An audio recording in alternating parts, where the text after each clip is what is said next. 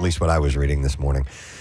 Jake Paul rose to combat sports fame when he knocked out former NBA player Nate Robinson in the undercard of Mike Tyson's exhibition boxing match with Roy Jones Jr. in 2020. And now Paul and Tyson will meet again as opponents this time in what will be the most polarizing spectacle yet of the recent crossover boxing craze. Dude, I was watching footage of him training yesterday, Mike Tyson. He looks damn good. Now, mind you, again, there's a 30-year difference. Yes. And Jake Paul is not screwing around. He's actually legit in the ring. Yep. But friggin' Tyson, man, no one wants that coming at him. Tyson will face Paul in a boxing match on July 20th at AT&T Stadium in Arlington, Texas, in the main event of a card that will air on Netflix. It will be the streaming company's first foray into combat sports and its third live sporting event overall. All right, so this is an exhibition. Well, they have not. No, there's details on that. It may not be exhibition. It may be a pro fight. Okay, because I feel like Jake has only fought in exhibitions. Like, does he have an official record? Yes, he does. He does. Okay. So I'll get you all the details here. Good. It's unclear how the Texas Department of Licensing and Regulation, which sanctions and regulates combat sports in the state, will approach what will surely be a matchup that garners plenty of criticism and attention. It is yet to be determined whether it will be classified as a pro fight or an exhibition. Interesting. So it's up to this board. Yes. They have to make that decision. Tyson is one of the greatest, obviously, and most fearsome heavyweight boxers to ever live. He's going to be 58 at the time of the fight. Paul, at 27, is 3 decades his junior. Tyson was in good shape when he fought Jones to a draw in an exhibition boxing match November 28th of 2020, as he looked good in social media videos training as well. Tyson has not had a pro fight since 2005. He was stopped in 2 straight before hanging up the gloves. The boxer born in New York City was the undisputed heavyweight champion from 1987 to 1990. That was an exciting time. Oh, my God. In heavyweight I watch boxing. that footage now periodically. Yeah. And they had that documentary series that ABC did on Tyson. I mean, I can't think of anyone who would be more terrifying to face in the ring in his heyday. Yep. I mean, it was just disastrous for his opponents. He said in a statement, Paul has grown significantly as a boxer over the years, so it will be a lot of fun to see what the will and ambition of a kid can do with the experience and aptitude of a goat.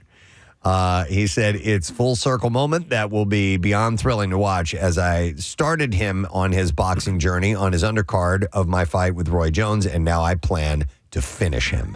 There are a lot of people hoping that he obliterates Paul, you know? But again, I have to give Jake Paul credit, because he's legitimately training. He's legitimately skilled as a boxer. You can't take that away from him. So we'll see how it plays out. But Steve, you're right. It's fun to have a villain, right? Oh, absolutely. And so if I'm going to be rooting for Tyson, obviously, but like it's the story's better because people don't like Jake Paul. Exactly. So Casey, in the ring, Paul's record is 9-1. Okay. He has 6 KOs. Yeah. And he went on to beat former UFC stars such as Nate Diaz, Anderson Silva, and Tyron Woodley after the Robinson knockout in big money main events. He has since pivoted to fighting boxers who have more experience than him to gain seasoning with an eye toward one day competing for a world championship. Paul, who turned pro only 4 years ago, is coming off back-to-back first-round knockouts of journeyman Andre August and Ryan Borland. I mean, how is it that Jake Paul is the villain and not Mike Tyson? Right? Right? Well, Mike Tyson has achieved that sort of beloved Mike Tyson mysteries. But he also, he beat his wife. Yeah. Like, He bit a guy's ear Yeah, off. he's got some scars. Yeah, But he's- God, absolutely. But he still is. People love him. Yeah. People still love him. I tell you what, you watch the Spike Lee produced Broadway show that he had, his one-man show.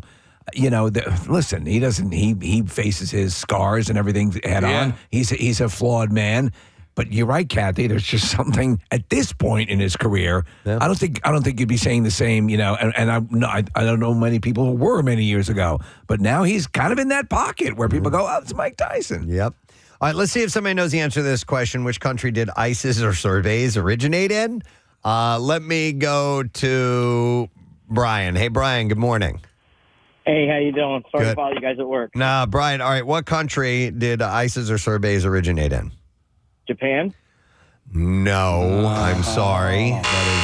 incorrect, and so is everyone else on the Oh, man. All Do right. you want to just rifle through them and, Sure, yeah, let okay. them all know that their answer that they gave already is wrong? Hi, Debbie. Good morning. What's your answer?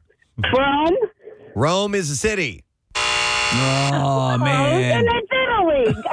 No, I flat out said when I asked the question that it's not Italy. Yeah. So, thank you. All All right. right, But- thank you. She gets points for knowing Rome's in Italy. Yes, Yeah. we will give her Right. that. She's right. We'll go to Jean next. Hi, Jean. Good morning. Hi, Hi, Jean. What country, please? Turkey. No. We've already said that your answer that you called in with is wrong. Everyone who is on hold, your answer is wrong. Switch countries now. All right, let's go to Torian. Torian, are you there? Yeah. All right, Torian, what country? Syria. They're not. Okay, thank you. It's what his answer was written down on the monitor here as Syria. We can see they tell the phone screeners ahead of time what their answer is going to be. Everyone who's on hold right now, your answer that you gave is wrong. Come up with a different one on the fly. Let me go to Renee. Hi, Renee. Good morning. Good morning. Hi, Renee. Don't say Portugal.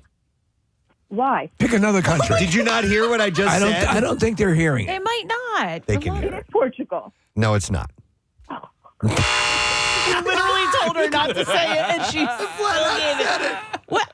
Are you sure we got the? This is listen. It's from a trivia site that I use regularly, and We have set the parameters that the answer you have will be the answer Right, that we always. accept. Yeah. So whether it's right or wrong is not It an doesn't issue. matter. It doesn't matter. and I know why. People are looking it up on Wikipedia. Nick found it here. Place of origin for sorbet is Iran. Can you look up ISIS, Nick? Yeah. And look up the Taliban too. Yeah, and see where that Yeah. came from. I want to find out what the goddamn answer is here. No, it's not the Institute for. Okay, let's see. Oh Jesus Christ! You know what? I may just switch it and just wait a Yeah, minute. you have to stick with your Hang on. answer. I'm going to go to Dave. Hi, Dave. Good morning.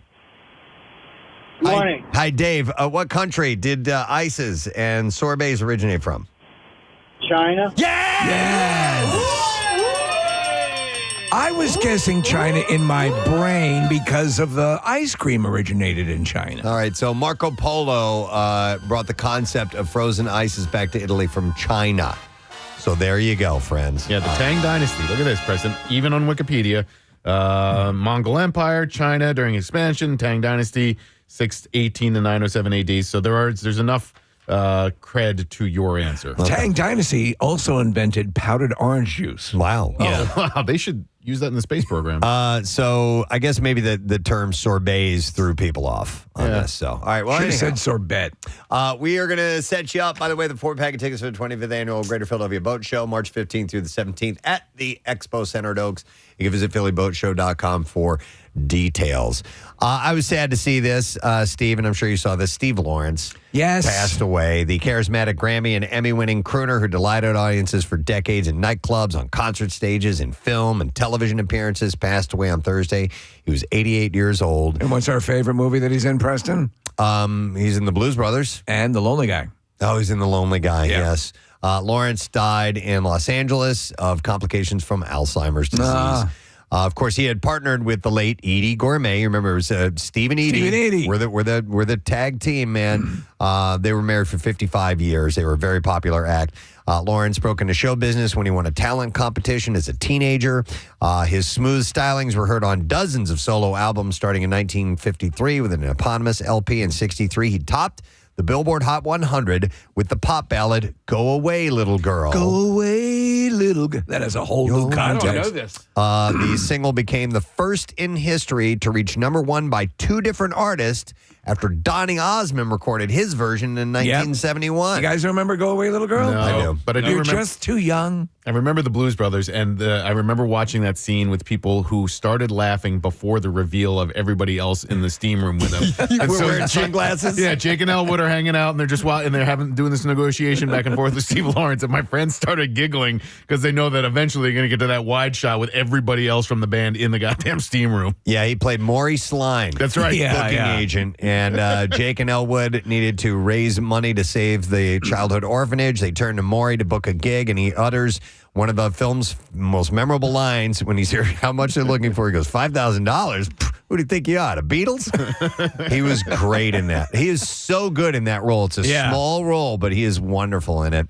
And you know where I knew him from before that was on the Carol Burnett show. Carol Burnett show constantly. He was a semi-regular on the Carol Burnett He show. was great comedically. He was a classic crooner. And Steve and Edie were like the Vegas act at the time. And not only the lonely guy, he was also Morty Fine, the father of Fran Drescher's character on The Nanny. He guest starred on other series, tons of stuff like, Sanford and Son, Murder, She Wrote, Frasier, Hot in Cleveland, 2.5 Men. So he still would pop up from time to time. Edie had passed away, and I want to say, hang on, I have the information. It was a while ago. 2013. She died of undisclosed illnesses, but they were together, for a long, long time. And they did the nightclub circuit. They were big headliners in Vegas for years and years and years. You don't see. I mean, there used to be performing couples all the time. Yeah. But you don't see that anymore. No. So it was sad to see that. So he passed away at the age of 88. Another death, but this completely different type of artist, Akira Toriyama. Yes. The Japanese manga artist who created the incredibly popular Dragon Ball and Dr. Slump series passed away. He was 68, died from acute subdural hematoma. Yeah, the dude was younger than I thought. For some reason, I thought he would be older. He is one of Japan's best-known and most loved manga creators. He is linked with Dragon Ball, the series that he created, wrote, and illustrated, and it was first serialized in 1984. I didn't know it was that old. Yeah. That was so incredible. Remember the Burger King tie-in? Yeah. Dragon Ball stuff? It was huge. The martial arts heavy series, which gave the world characters like Goku, Piccolo, Bulma, and Krillin, and I'm sure I'm butchering these names, was subsequently adapted into equally popular anime series by Toei Animation, and that gave us Dragon Ball and Dragon Ball Z in the late 1980s, and will go on to spawn a whole multimedia franchise. God, you couldn't escape that stuff. Popular and highly influential around the world. Yeah, Parker, my oldest, is way into manga and anime and all that stuff, and so he is very familiar with all of this material. So sad to see that he passed away. How about some better news? Yes. Well, no. How about a birth? Let me do this first. I have no births today. Damn it! But Andy Cohen is demanding an apology from ex-Real Housewives of New York City star Leah McSweeney in response to her lawsuit against him in Bravo, alleging a toxic workplace culture and misconduct. A letter from Cohen's attorney states that McSweeney's allegations are categorically false and specifically requests the retraction of the accusation that Cohen uses cocaine. It goes on to warn of potential legal consequences if the retraction and apology are not issued. McSweeney's lawyer responded by accusing Cohen of using his power to intimidate and discredit their client. McSweeney recently filed a lawsuit claiming a dangerous work environment that encourages substance abuse and exploits the vulnerabilities of employees. So a whole bunch of people come to Andy Cohen's defense. A lot of the Real Housewives people are saying this is hooey and hokum. Well, we will see where that goes. So I have some casting information, which, actually, there's a trailer that came out this morning. I was so happy to see this. Riley is growing up, and that brings out a whole new set of emotions in the animated sequel to Inside Out. Oh, wow. Yeah. Yes, and the trailer came out today. It will be in theaters on June 14th. The film will follow the 5 original emotions who are focused to work with new feelings. So returning will be Amy Poehler as joy, Louis Black as anger, Phyllis Smith as sadness, but there's 2 new voices from the original 5. So Fear is going to be played by Tony Hale, who's replacing Bill Hader. Oh, I like Fear. I know. And Disgust is going to be voiced by Liza Lapira. It was Mindy Kaling who originally did that. Yes, she was great. That's what that was? That was Disgust? Yeah. Okay. Why? Kathy, you could play I Disgust. could- I could Oh, do my that. God. Not a problem. Anger is my favorite, obviously. Yes. Who is Sadness? Sadness is a woman named Phyllis That's the same Smith. one. Phyllis. Yeah, same one. Yeah, she's from The Office. Oh, she's from the. Okay, that's like I love her because every time she talks, she just starts crying. I Yep. thought that character was good. So new characters include Anxiety, who will be voiced by Maya Hawke. Okay. Good. Envy, who is voiced by Ooh. Io Adibiri. Oh, wow. Isn't that Nice. awesome? Yep. We love Good her. choices. That's And then- interesting, though. Envy. And then Inui voiced by Adele Exarchopoulos. Ennui. Ennui. Is that how you pronounce that? What's on Wii? Boredom. Yeah, it's boredom. Oh. I don't know why they didn't put boredom. I wasn't familiar with ennui. It's more of like a description of the actual emotion, I guess. And then embarrassment, voiced by Paul Walter Hauser. So you know excited. what? Why you're getting these emotions because she's becoming older. She's becoming she's a at puberty. teenager. Yeah, she's hitting all those things that you start to wonderfully get at that age. So they show in the trailer, and they were so clever in that first movie. It was such a smartly written film and emotional, obviously. But the 5 original emotions end up being literally put in a bottle. They bottled up the emotions. Right, yeah. And so anxiety and embarrassment and ennui and envy all kind of take over because of the way puberty works. It's so well done. I'm very excited. I love Maya can't wait. Hawke. I hope Bing Bong comes back. No, Bing Bong. Well, I don't know. Well, Spoiler you know alert. what? Spoiler alert to you, but yeah. Diane Lane and Kyle MacLachlan reprised their roles as Riley's mom and dad. They can't find a role for Mickey Rourke. Additional voices include Flea, There we go. Bobby Moynihan, Frank Oz, Paula Poundstone returns, John Ratzenberger, of course, because it's a Pixar film, and our buddy Kirk Thatcher, Nick, nice. is going to be one of the voices. Does it say if Chiquino's doing the music? It does not. Okay. And I need He to might find that not out. be. I was texting with him last night. Oh, nice. We were texting about Dune. Oh. And he hasn't seen it yet. Okay. But he told me he's in the studio right now. Did you let him know about that charity in South Jersey? No. Oh, no. We should follow Damn up. it. I need to do that. Yeah, yes, yeah. You're right about that. Okay. By the way, that guy Paul Walter Hauser, that's Stingray from Cobra Kai. Preston, you like this guy? He also played. You like Ray? the Yeah. beard with the yeah. He also played Richard Jewell in that Richard Jewell movie that came out a few That years was ago. really the one that Clint Eastwood directed. That's right. Blackbird. Yeah, he's a really good actor, and so he'll be good for this. Excellent. So the Clint trailer's out, Eastwood should be in it. trailer's out now if you want to see that. He's excitement. I'm a minstrel. What? It's not an emotion. If it is, I am it. it's going to get bloody. No, you're wondering whether I've used 5 tampons or 6. All right, some other casting news here. Margaret Qualley has been cast as Amanda Knox. New details about the upcoming Hulu limited series detailing the story of Knox emerged via Variety. Knox? Yeah. I think that's good casting. Qualley will play the lead in the project while Knox will serve as a producer. Knox was twice acquitted on the murder charges of the death of her study abroad roommate in Italy in 2007 and has long maintained her innocence. The series is based on the true story of how Knox was wrongfully convicted for the murder of her roommate, Meredith Kircher, and her 16-year odyssey to set herself free.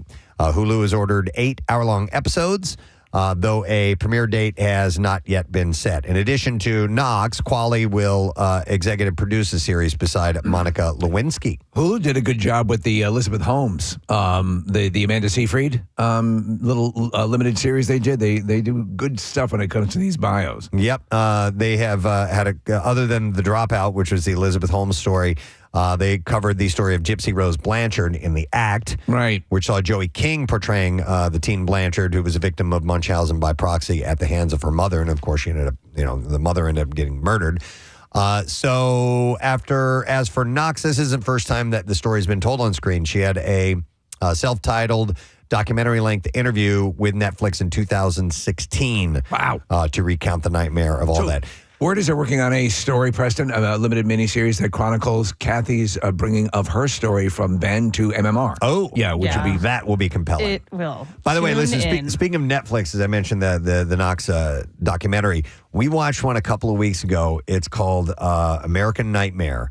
And it was, I don't know if you guys remember, because I had completely forgotten about it, but it was a case that was similar to the movie Gone Girl. Yes. You were raving about this. Oh, my God. Yes. It will blow you away. How close is it to Gone Girl?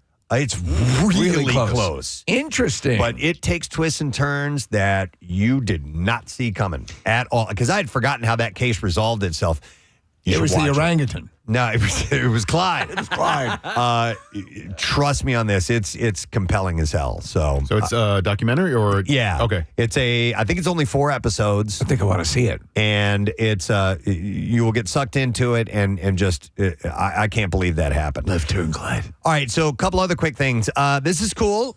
We were talking about this not that long ago. Ben Affleck, John Bernthal, J.K. Simmons, and Cynthia Adai Robinson have locked deals to return in The Accountant 2. I'd like to apologize to Jennifer Garner and her pool boy, Ben Affleck, for incorporating them into my fantasy life. I apologize to anyone who's been offended by my fictional creations, Chrysagon, the Philosopher of Evil, and the Skull Sealer. He's a big Ben Affleck fan. I really enjoyed The Accountant. I did too. Solid and we've movie. been wondering why there were really no discussions about a sequel to it, but they are definitely doing it.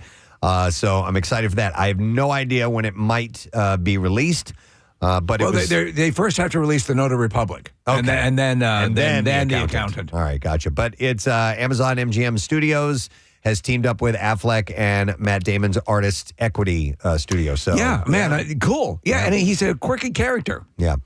Let's see. One more quick thing, and then we'll get to the movies and the clips and all that stuff. A film about the early years of late AC/DC frontman Bon Scott is currently in development in Australia. Is it called Baby Bon? No, it's not Baby Bon. I'm just 2 years old. The film entitled The Kid from Harvest Road will tell the story of Scott's early years in the Western Australia town of Fremantle. Lee Tiger Holly, who is from Fremantle, has been picked to play a young Bon Scott. The film is being made Tiger with uppercut. Okay, wrong button. No, Tiger Holly. You said Tiger Holly, yeah. The film is being made with no objection from Scott's estate, apparently. Although an American actor and singer Rob Liotti, who was slated to play Scott in a biopic a decade ago, a film that reportedly was shelved because of the late Malcolm Young not giving permission to use AC/DC's music in the film, has expressed some doubts. And listen to what he says. He says, "I honestly wish them luck." He said, "But my experience with the subject matter was difficult, and I am just not sure what the fan interest will be regarding a screenplay that focuses solely on Bond's pre-AC/DC story." It was certainly an aspect of what I had proposed, but let's face it, the vast majority of fan intrigue are Bond's years with AC/DC. Right. So the suggestion is it might not be a particularly riveting pre-AC/DC story. Yeah, I would love to see a Bon Scott movie about him AC/DC, in right, AC/DC. So, in fact, that whole band's story would make for a great movie. It's one of my favorite behind the musics. The the VH1 series. Yeah. It's really incredible. So filming is expected to start next year. Yeah, if he's just like working at a mini mart or something, I mean, there's nothing we want to see. All right, movies are opening up today. Here we go. Oh, wait, No. wait, I'm sorry, wrong button. Yeah. Got this one.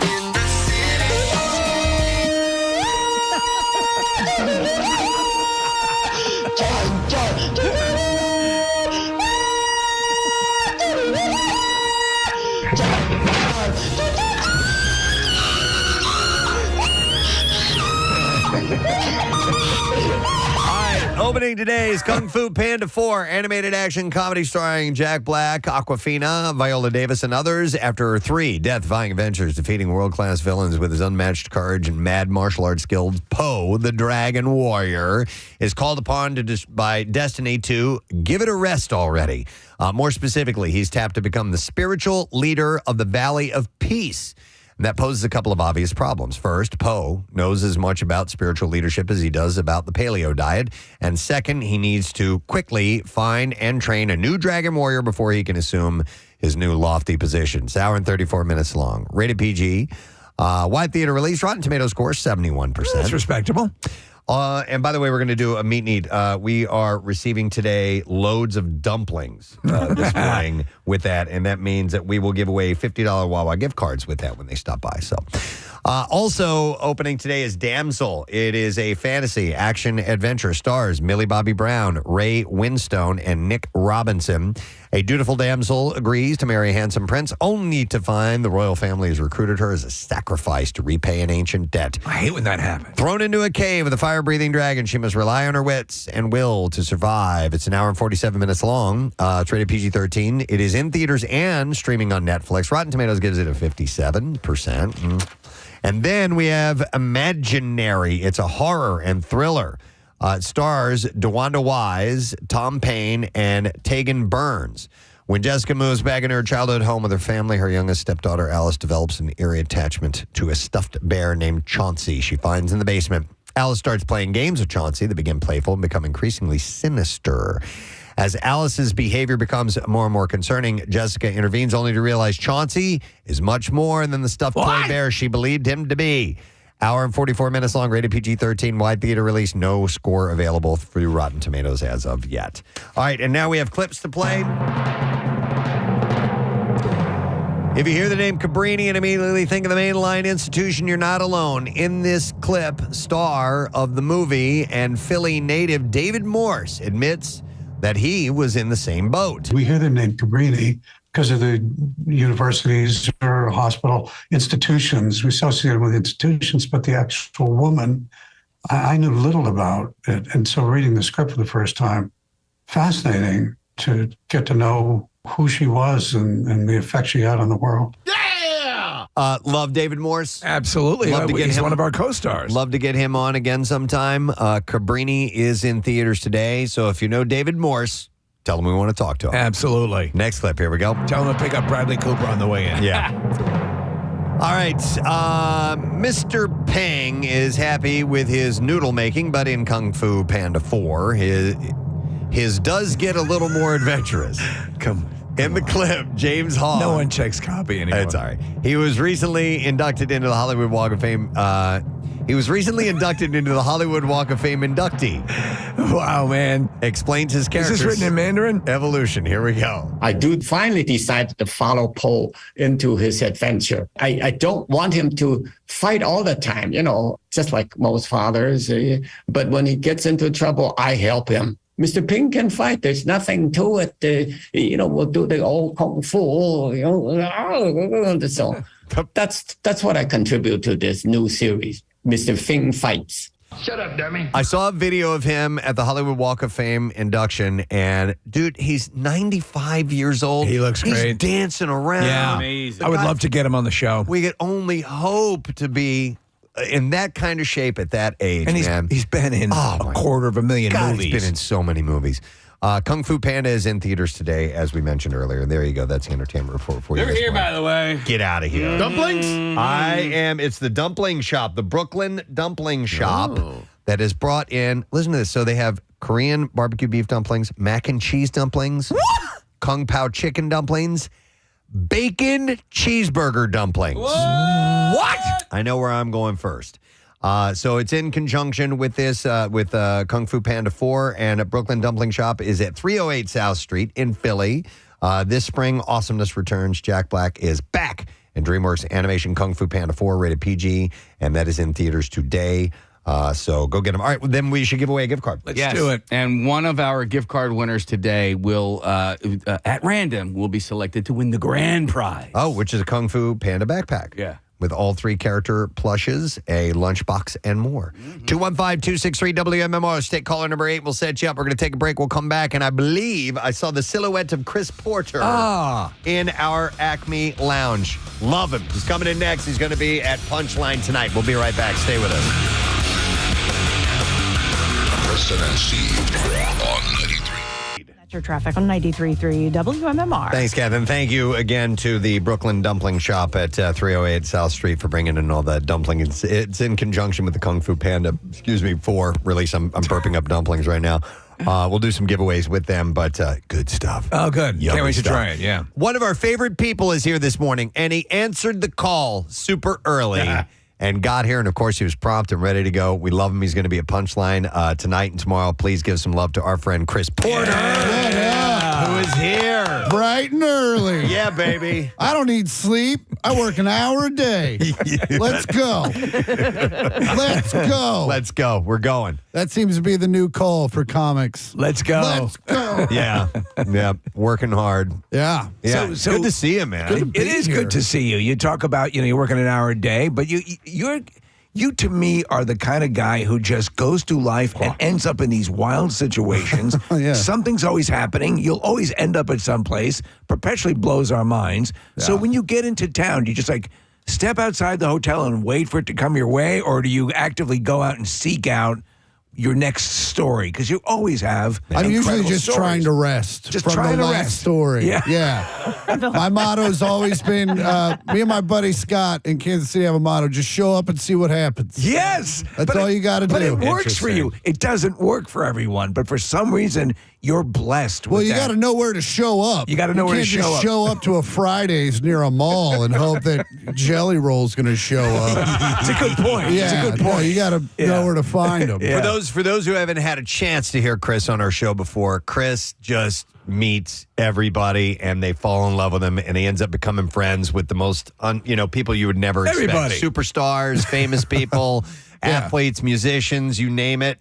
Yeah. And it just happens to you. I think it's you have an unassuming way about you that I think probably really is appealing to people who have achieved a level of celebrity and are kind of tired of hangers-on. Do you know what I'm saying? That's fair. Yeah, and also I don't want anything. Like, I'm pretty lucky. Like, Yeah. like I said, I get paid to tell jokes. So it's like, Right. they're like, and now I'm hanging out with Kid Rock. I'm like, this is a good day. So I don't need anything. On that whole deal, he's got this compound down there, and he's got in Nashville. Yeah, I was there on Wednesday. Were you? Yeah, my buddy Scott Pollard, former NBA player, got a heart transplant. Ah. And so I flew to Nashville to visit him afterwards. And but yeah, Kid Rock's an old friend, so I stay at the compound. What's the coolest thing he has on the compound? Man, well, there's the White House. Okay. You know, he built a White House. No. He went to the White House. He goes, I want one of these. And so he built one. Okay. And now he lives in a giant White House. There's a place around here that sort of looks like the White House. His is on a mountaintop in the middle of Nashville. It looks like a zit because it's just this white, white head on top. This giant white building on this hill. And it was so funny because it was a camouflage double wide. You couldn't see. It went from, I can't see that at all, to like, where does Kid Rock live? There. From anywhere in the city. You can be like, there. Yeah. He lives right there. The Whitehead. The Kid Rock symbol is shining into the sky. How'd you become friends with Scott Pollard, of all people? He showed up to a show in Indianapolis, and he was like, I'm a big fan. I was like, rock chalk, dude. Like, I'm born and raised Jayhawk. And he was like, guess we're friends now. And then we high-fived, and then we launched into space. I mean, he's 6'11", so like a guy comes up to you at a gig like that, you probably think this dude either played college ball or was in the NBA. Oh, I knew exactly who he was. Right away. He walked up, and he was like, I'm a big fan. I was just like, big dad, Scott Pollard. And So you get starstruck. oh, yeah. But by the weirdest things. By the weirdest. Like when I met, Jelly Roll, the first time I didn't know who he was. Yeah. I just thought he was a cool dude. But like when I met the Royals, the Kansas City Royals. Yeah. When I met Ned Yost, I was like, But yeah, most other, like I met Vince Vaughn. I'm like, what up, Vince? Big money. Let's do it. And then it's like, I met the auxiliary percussionist for Manassas. And I'm just like, oh, God, you're so great at the congas. You're a musician, right? Oh, yeah. So me and the guitarist for Zach Myers do a thing. How was you're from Kansas City, and you mentioned that, obviously. You guys had a little victory this year. Yeah, a second one in a row. How did that feel? It felt really good. Yeah. I got to be honest with you, because honestly, I didn't think we were going to beat Baltimore. And so And when you that, did. Yeah. and then we did, and then we got to the Super Bowl. I'm like, we're playing with house money now. Now, did you go? Did you go to the game? No, I got many offers to go, but there's a lot cooler things you can do with $5,000. Yeah, agreed. Than go to a 3-hour game that no one cares about when you're there. Right. It's like a weird. It's like you're at a convention for football. Yeah, Casey went to one several years ago and kind of had the same type of sentiment. Yeah, it was also in Jacksonville. Right. Oh, that's a tough. Yeah. Anything in Jacksonville's tough. And then I also went really hard on Saturday night. So Sunday, Super Bowl Sunday, I was I was dead to the world. That's yeah, we've all been there where you peak a little early. I had a couple of I have a story I'm going to get to later on in a feature that we do that I was saving, but I'm going to mention it to you now because I saw it this morning. And since you're here, one of the playoff games in Kansas City was like sub-zero temperatures, or like crazy cold. Yeah. And I was reading a story this morning that some of the people that were at the game are now getting amputations. What? Because of the frostbite that they incurred while they were at the game. Hey, man. And like several people. Yeah. Yeah. If your finger really starts hurting, time to go. Yeah. Right? You paid your time. No one can say you're not a huge fan, but let's keep the digits. We had a conversation a while back about what is too cold. What would you put up with? And then you're saying, screw it, I'm out of here, no matter what. I'm a 45-year-old man that's got a little bit of money. 40 degrees, and I'm not coming. But I'm over live football. I talk about it on stage. Right. Where I'm like, if you don't have a suite, I'm not coming. Yeah. And I know that's bougie, but football on TV is perfect. That's exactly right. Yep. First off, the main consideration, immediate access to a bathroom. Yeah. Second off, you're going to see it better. We were just talking about, and before he came on, about the evolution of comedians performing arenas and stadiums, and that the technology had to rise to the occasion, and it pretty much has. But then it creates the question, are you simply going to a large venue to watch your favorite comedian on a huge TV set? Because that's essentially what a lot of people do. That is, but also, like, especially with comedy, and I mean, again, with football, there's that live aspect. There's that, like, I'm part of something. Right, a communal thing. This is a way cooler thing than normally. But, I mean, I think I've been to enough football games to where I'm just like, it's not, because I always end up sitting next to Superfan, like the guy that's got his mortgage payment writing on week 11 of the regular season. Yeah. So it's just 4 hours and come on, let's go. Like when your 12-year-old kid is telling you to calm down, and they're like, Dad, this is why Mom doesn't come anymore. Like that's when it's an issue. Yeah, this season here in Philly, there were a bunch of like horrible weather games, like just raining the entire time, and and I miserable. And call me what you want, but I'm like, I'm going to leave now, and I can watch the rest of this thing at home. I don't mind that at all. The one time I didn't know what the weather was, I didn't look at the weather report.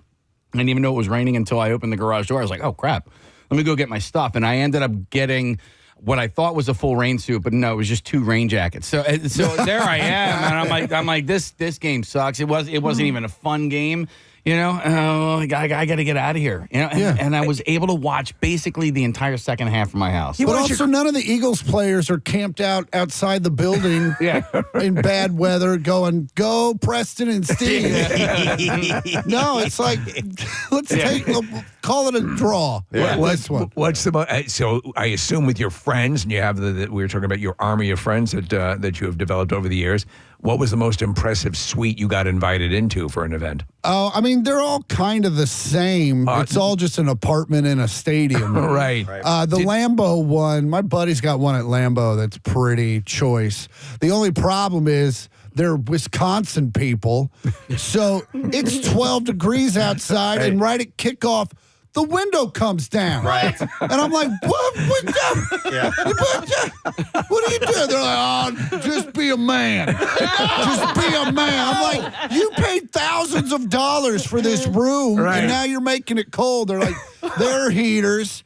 And all these Wisconsinites just keep themselves warm with Michelob Ultra. And I'm just, go pack. Last summer, Preston and Steve and I went to a Union match in Chester, and it was 95 degrees and hot and humid, and we were spoiled in a suite. And I remember a couple times, Steve, the door opened, and I was like, Close the door!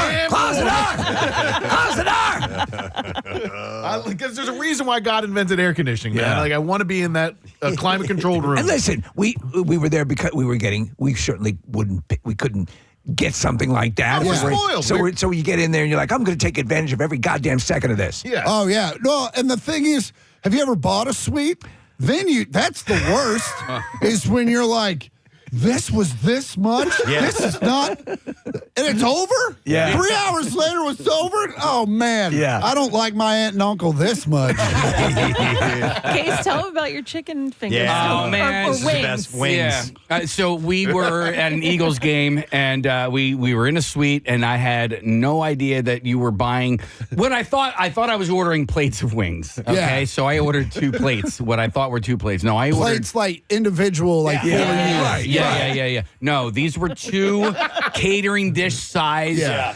And in You fact, bought $300 worth of wings. More than that. more than that. More than that. But also, like, when the lady was like, you want 2 of these? Because it was only me and 3 other people. And wasn't it like the end of the game? Wasn't it towards the And then they end? come out with this $1,000 check. Now, the other thing is, right, they were bringing us buckets of beers because, I didn't order the beers. My brothers did. And then, like, there were people below us. I think they had, like, armed forces. People were like, yo, thank you for your service. And we're handing out beers. Yeah. They come out. Now you're throwing wings at people. And the fourth quarter with like, this is a $1,500 bill. And I was like, what? I didn't pay it. You didn't pay it? No. So you're it's- no longer allowed at the stadium? No, Basically. I told them that I was like, I didn't know. And they were like, oh, bless your heart. Really? Man, you're cuter than I think. Because, man, I know if I was at the stadium, I was like, oh, man, I didn't look at the prices. They'd been like, yeah, well, it's still $1,500. Well, So- listen, and in my defense, the prices, the way they, like, the menu looked, it was not clear that what I was okay. ordering was $500 or whatever it was. I mean, it looked like, oh, it was $5. You Yeah. know what I mean? Like, it Also up to the waitress to go, hey, man, are you sure you want Yeah. $1,000 worth of wings? Yeah. Yes. But you know what 3 the of you? bitch of it too is that when you're there, everything that you routinely wouldn't say, I'm kind of into chicken fingers. Suddenly, when you're in there, it's like, these are the greatest chicken fingers I've ever had. Oh, when I got the suite at the Royals game for my family, they were like, do you want a dessert card? I'm like, hell yeah, I want a dessert card. Bring it in here. And then they handed me the bill for the dessert card. I was like, somebody needs to hand me some of those helmets back. It's true, man. Oh man. So are you? I've forgotten. Are you seeing anybody? Or you're single? You're not married. I know I was that, dating right? a hot girl for a while. She was a rescue. A rest. A rescue she was. Well, you save one, you save 2. Yeah, adopt, don't shop. That's what I say. I don't know if you've ever dated someone who just got out of a bad relationship, but it's pretty easy. Yeah. You just got to show up, be a good person, and do the things you say you're going to do. Right. And you're the greatest dude she's ever met. Oh my God. A right. So accurate. Show up. Yeah. Do the things you say you're gonna do. Just be a person, and all this. They're like, you're the greatest man I've ever met. You're like, that's because you've made poor choices. Do you have an ability to focus in on to find the wounded? I mean, I don't. That's not my goal. Yeah. I'm not out there like look for the ones that are limping, like I'm some sort of javelina. No, I don't know, man. Are When they you drawn first to you? meet them, they don't seem damaged. Yeah. They just seem like an old soul. Right. And then you're like, oh, this is because you've been through a whole bunch of stuff. and then when we get home, you're not cool anymore. I was reading an article last night that said dating apps really are on the wane. People are using them less and less, and certainly not using them to find a partner. They may be somebody to hook up with, but not a boyfriend or a girlfriend. Have you ever used apps? And if so, what was your success rate? I did back in the day, and it was never not a dumpster fire. Really? Yeah. Like, I that's what remember, hear. because first off, I live in Los Angeles, so the town is humongous. And so it's like, it could take you 90 minutes to get to one side of town. So like immediately you have to shrink your, Sure. which I didn't know at first. I didn't know Right. you could shrink your radius. So I'm having girls from like 38 miles away be like, hey, let's hang out. I'm like, I don't have an hour and a half just to get there. And then the even scarier thing was like, I'll come to you. And I'm like, how desperate are you? Right, yeah. And, You don't wanna hear and then that. one girl, I remember my only Tinder date. We met halfway between us, and I'm sitting there at the bar waiting, and a guy, another comic, walks up to me, and is like, "What are you doing here?" I'm like, "Oh, meeting a friend." And so I'm just like, just in my head, I'm like, don't be here when this girl shows up because it's going to be very obvious that I met this girl on Tinder. And so luckily he wasn't, but he did do the very cool bro thing where he comes over and is like, this dude is the coolest dude on the planet, funniest comic in the world. You're going to love this guy. And this girl goes, oh no, I've seen him a bunch in Irvine. And had not mentioned at all that she had ever seen me do stand-up. Wow. Which is only weird when you don't mention it. Okay. It is. Right. Yes. Because if you agree. don't mention it now, I'm like, oh, so you could have just said, Yeah. I know you. I'm aware and of then you. we could have just put that behind us. But right to the now it chase. sounds like you have pictures of me taped up on your wall. Right. And you just don't want me to know until it's too late and So the door is locked. In her mind, she's thinking, I don't want him to think that's the only reason I'm interested here. Have you? So you were a working comedian at that time. You're on these apps. Did you consider trying? What is it, Raya? Raya? No, just because. I mean, you saw me in the mid 2000s. I looked like some weird bass tech for the Allman Brothers. So I was just like, Oh my God. I mean, I wasn't really reeling them in on the apps. There weren't a lot of 28-year-old women going, oh yeah, bell bottoms and a Jew fro. Hell yeah, let me get me some of that. If you're just jumping in, Chris Porter is going to be at Punchline 2 shows tonight and 2 shows tomorrow night, by the I way. get the image of a bass tech out of my head because you're not even guitar tech. No. I can only do 4 strings. I'm not a genius.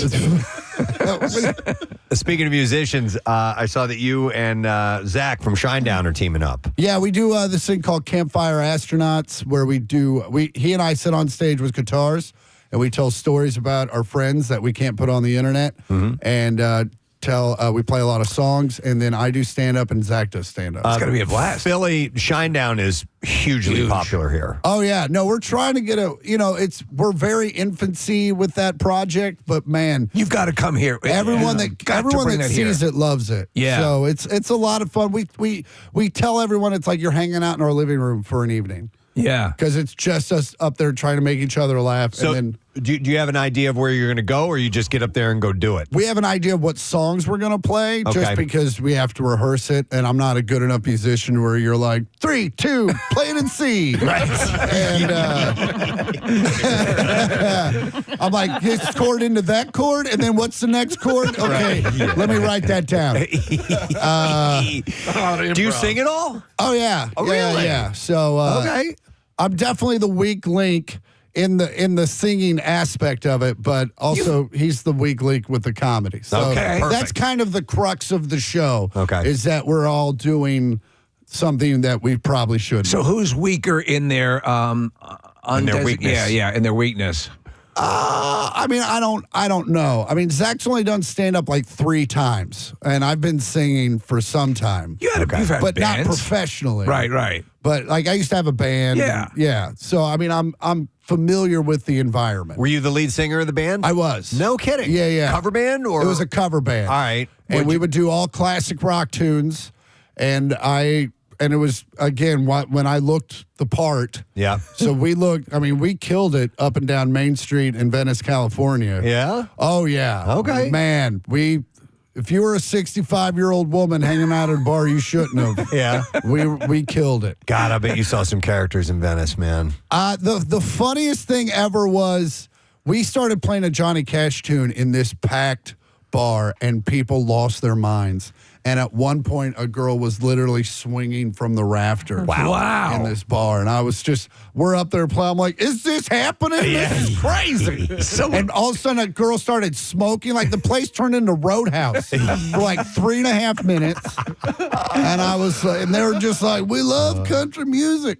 So, yeah. Was there ever a point at which it was enticing enough for you to say, this is going to be it. I'm going to be a rocker. There was always, when we had the band, there was always like, oh, we can get a residency and do this and do that. But it was like, also, you're making $60 for playing 4 hours. Right. Yeah. And it's just like, this isn't worth it. Yeah, the cover band sets are long. It's a long day. Yeah, it's a I've long done it myself. night. Yeah. Did you ever consider that? Because I remember there was the delineation growing up. There were the cover bands, and then there were the tribute bands. Oh, no, we were not the tribute band. You were not the tribute. We were our band was very much like, let's play the hits, but not like the big hits. Like we would do, You Can't Always Get What You Want for the Rolling Stones instead of playing, Satisfaction. Right. Or we would play Ramble On by Led Zeppelin instead of Whole Lotta Love. Just like, oh, that song. Yeah. Yeah, that's cool. And that was kind of the vibe. But no, we were never like, we're all Rush all the time. Right. Tonight's YYZ start to finish. You mentioned Roadhouse. They're doing did you see they're doing a remake of that with Jake Gyllenhaal? I mean, can we not come up with any new ideas? There's a lot of that going on. It's just, look, man, Yep. I was the biggest Night Court fan in the world, and when they brought it back, I was super excited until I watched minute 4. Yeah. And I was like, this looks like they shot Night Court on Nick Jr. Really? Yeah. What a great description. It's very childlike in its pace and its joke structure, and you're just like, and then you go back and watch the old ones, and they're still brilliant. Okay. Doesn't it seem lazy? Like, I mean, the current version of it. Like, there are better writers out there, or are they just throwing up softballs to get it on network I think TV? it's the writing world is a very much who you know vibe, and so it's like, oh, I got a writing. I'm the head writer now. I'm going to hire all my friends. They're saying it's even worse now. I was some writer. He was so worried about not working again that he was like behind a screen, but they were conducting an interview with him on a YouTube interview, and he was talking exactly about what you said. Yeah. If you're a writer trying to develop your chops and get work, it's damn near impossible. Yeah. Yeah. So have you ever written for I mean, I've tried. Yeah. But I don't. It was always. Here's the funny thing about writing is that to get a writing gig, they want you to have already had a writing gig. Yeah, the catch. And you're like, well, what? Yeah. Well, I got to get the first one.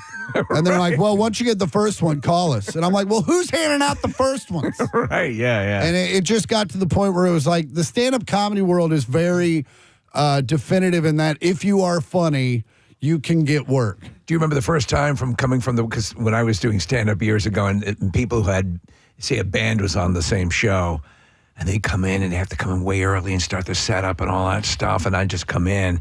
Do you remember that first time you took the stage and said, I don't have to do a load in or load out? Oh, it's the best. Yeah. As soon as like anytime, like I say this very much, I've had to open for Shinedown, and because that's the worst gig on the planet. Opening for a band? Opening as a for comedian? any band, but let alone a hard rock. Okay. Yeah. Lot of bald men with long white beards. Yeah. And folded arms. Yeah. Like all they want to hear is Diamond Eyes.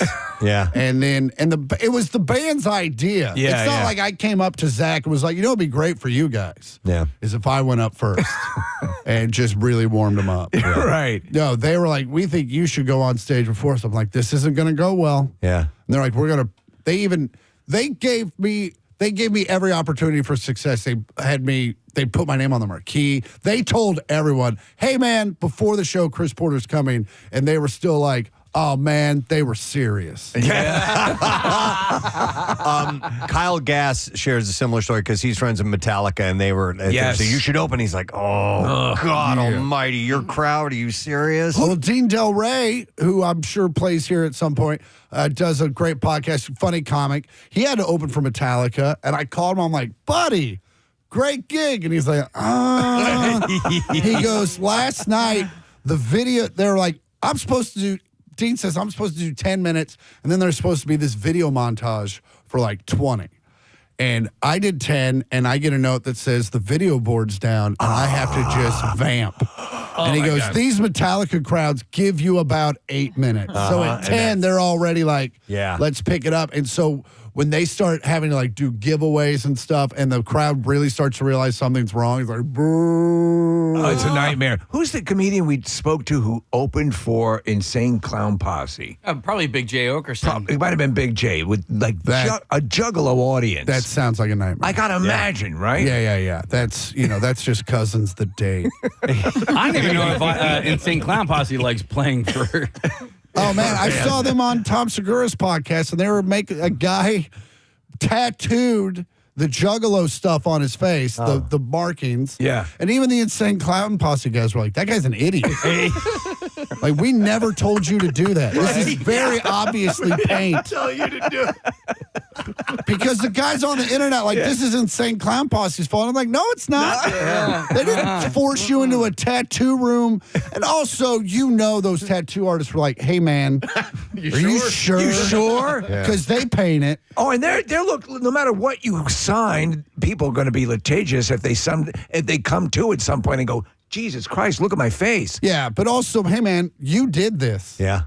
Like there he is. Look at, and We're looking at the picture. He did the whole way. I mean, you got to imagine that there comes a point in your life where you're, at some point, you're at a funeral of a loved one. Or, well, he's saying I can't get work. He's like, you can't get work. Kidding. Yeah. Exactly. Yeah, no, there's no one unless you want to become an actual clown. Yeah. That mistake is a lot harder to erase than buying a big tray of wings at a football game, right? 100%. There's no going back on that one. Yeah, but it would be That's great if he was your coworker, because if you needed to, you could say, talk to the clown over there. Yeah. And there. Yeah. Great. There's also no way at the tattoo shop you can go, I'm not paying this. Right. Yeah. I didn't see the prices. I didn't know I was ordering the Juggalo package. But opening for Shinedown, it went well, or No, it did there not were go 30 people up front that cared, and that's out of 5,000. But they always think this is going to be the one. They always think this is going to be, they're just two different audiences. Yeah, and I mean, I opened for Ryan Adams, and that was fine. Yeah, because it's an older crowd. Right. They're seated. Yeah. They're a little high. Yeah. They're having a good time, and I come out there and I'm just like, hey man, I'm out here whether you want me to be or not. So let's have a good time. We can get through this together. Yeah. And at Shinedown, I said the same thing, and they're like, no, we're going to make you earn it. We're going to make you suffer. So Chris Rock hasn't come to you with this notion. Kid Rock? No. Kid Rock. Bob's, I've done shows. He does like Cruise. I did the Cruise. Okay, how was that? That was hilarious. Yeah. And then I did a boat cruise, and then there was one year it was at the Dominican. I did that, and then one year he did a fish fry. But I'm like hours before. Okay. I'm on at like 4. It's a whole different thing. Kid Rock is very much like, I don't want them to be drunk for you. Oh, that's like cool. He understands what's going on. And so, it's not like it's me and then Ba with the Ba. Right. No, it's like me and then 4 other. I'm usually not even on that stage. I'm at another stage that's good for comedy. Yeah. But the band thinks, like the Black Crowes, they're like, no, we'll never have you do that ever. And I'm like, thank you. Right. But listen, if you and Zach, I guarantee you come to Philly, that'll be huge. People will be all over that. Oh, we would love if you to can do get it. that to Yeah, happen. we'll figure that out. Nice. Well, in the meantime, you can see Chris at Punchline tonight, 7:30 and 9:45, and then tomorrow night, 7 and 9:15. Get those tickets. Go see him. He's great. He's a friend. We love having him in our city. It's awesome, man. Dude, great to see you as always. Thanks for having me, you guys. Anytime, bud. Chris Porter, guys. We'll take a break. Coming back in just a second. B-File on the way. And stay with us. We'll be right back. Traffic on 93.3 WMMR. Let us officially anoint this Friday morning.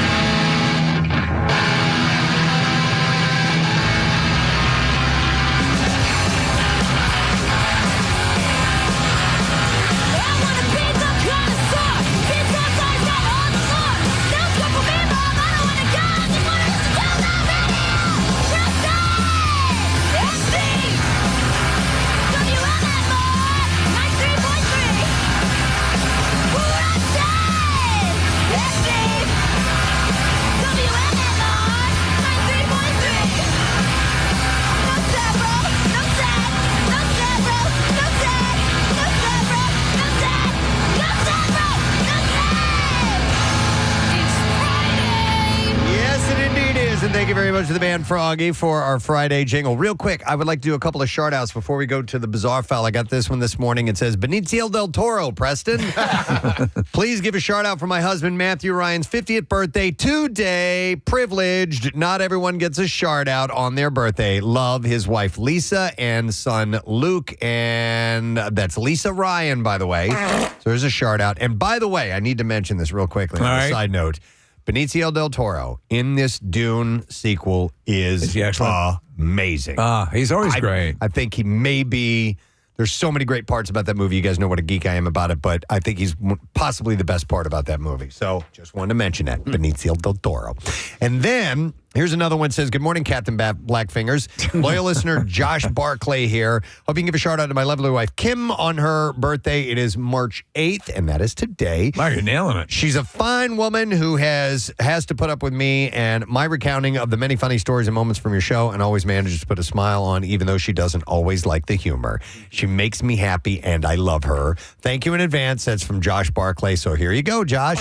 Happy birthday to your wife, Kim. And then I am going to give a personal shout out to some lovely people at a business called Tailor Made Transfers. I recently scooped up all of my video cassettes, and they are a company that transfers them over to digital for you. Right. And I went in there a week ago to drop off my snuff films, my nearly 50 cassettes. Are you kidding? No, I'm not kidding. Wow. And as I was giving my information, she said, the gal at the front desk was like, what's your name? I go, Preston. She goes, I thought that was you. And slowly, one by one, the staff members all came out. They are all huge fans of the Preston and Steve show. Our own Nick Murphy used to work there. What? Yep, he used to work there doing that work, transferring video over to digital. Dude, that's something. And editing and stuff like that. Yeah. You're reminding people, I bet you there people could absolutely do this, because you know you have a box somewhere with some of this stuff. Yep. And it is going to degrade. Yep. It's not going to last forever, so get it converted. And they can do it, they can sharpen it up for you, make it look really great. I haven't had a chance to go through it all. I just saw a little bit of it, but... and will they turn away if there's questionable material? I did not ask that. And I'm sure they've seen it all. They've seen it all. So, tailor-made transfers, and they are, Kathy, they're in Bucks County. Okay. So, I'm sure you know them. Yeah. You know everybody up that way. I know everyone up that way. But I wanted to thank them and a shout out to those guys because they're wonderful. But yeah, it's long overdue. I should have done it a long time ago. No, it's a good idea. And I had a lot of them to do. So I want to convert a few gramophone. Do they get? You should see all the equipment they have there. Do they all the have old, the whole thing? All the old equipment to play these things on. Yeah. To transfer them over. I mean, anything from mini disc to I don't know for sure they have that, but they've got everything, man. I have those weirdo, I forget what they were, but remember they were smaller VHS tapes that went into a larger VHS tape to play. I8? I have those. No, it wasn't I8, Nick. They were the ones for your camcorders. That was the thin one, right? Right. Yeah. I know what you're talking about, Kath, because I have one too, and it needed to be put into another converter. It might have been beta that you put into a VHS. I don't know. I think what they were was they were small. They were for your video recorders, and then you would put them into the larger unit to play them. Yes. So I have a bunch of those I need to get. So maybe I'll go out there too. Talk to these guys, most definitely. All right, we are ready to do the Bizarre File. Here we go. WMMR presents Preston and Steve's Bizarre File. Brought to you this morning by Monster Mania 58 this weekend in Cherry Hill with Sam Raimi, Katie Seagal, John Cleese, and more. Tickets are on sale now at monstermania.net. We're going to start with a follow-up story.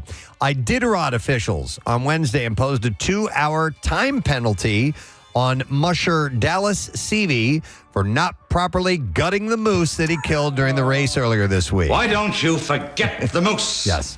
For a moment. This rule blows my mind. So the concept is if you hit any animal, you've got to gut it and prepare it, basically. A larger animal. Right, not like a woodchuck, but something of some mass. So the race marshal, Warren Palfrey, had it convened a 3-person panel of race officials to investigate the circumstances. Call up the moose panel. Surrounding the death of the moose, which became tangled up with CV and his dog team about 12 hours after the days-long race officially started. One dog was injured in the encounter and flown back to Anchorage for care. If a musher kills a big game animal like a moose, caribou, or buffalo in defense of life or property during the race, rules require they gut the animal and report it to officials at the next checkpoint. According to the panel, CV spent about 10 minutes at the kill site and then mushed his dog team about 11 miles before camping on a 3-hour layover. And the team then departed at 5:55 a.m. for the next checkpoint, arriving in Finger Lake at 8 a.m., where he then reported the kill. He said, "It fell on my sled. It was sprawled on the trail."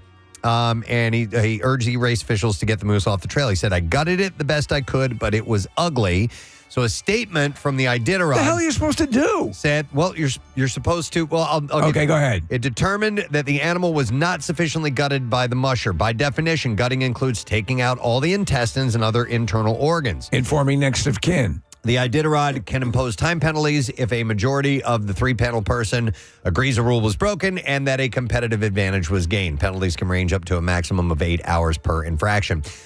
Time penalties can be added to mandatory layovers each musher must take during the race or to a musher's final time as they reach Nome. So they're going to add a 2-hour penalty to him. Wow. That's insane. The moose was retrieved and its meat salvaged and processed. Iditarod Associates in Squentina were distributing the food. I think they need to find a happy medium where maybe you just sit Shiva for a while. Okay. Yeah. All right.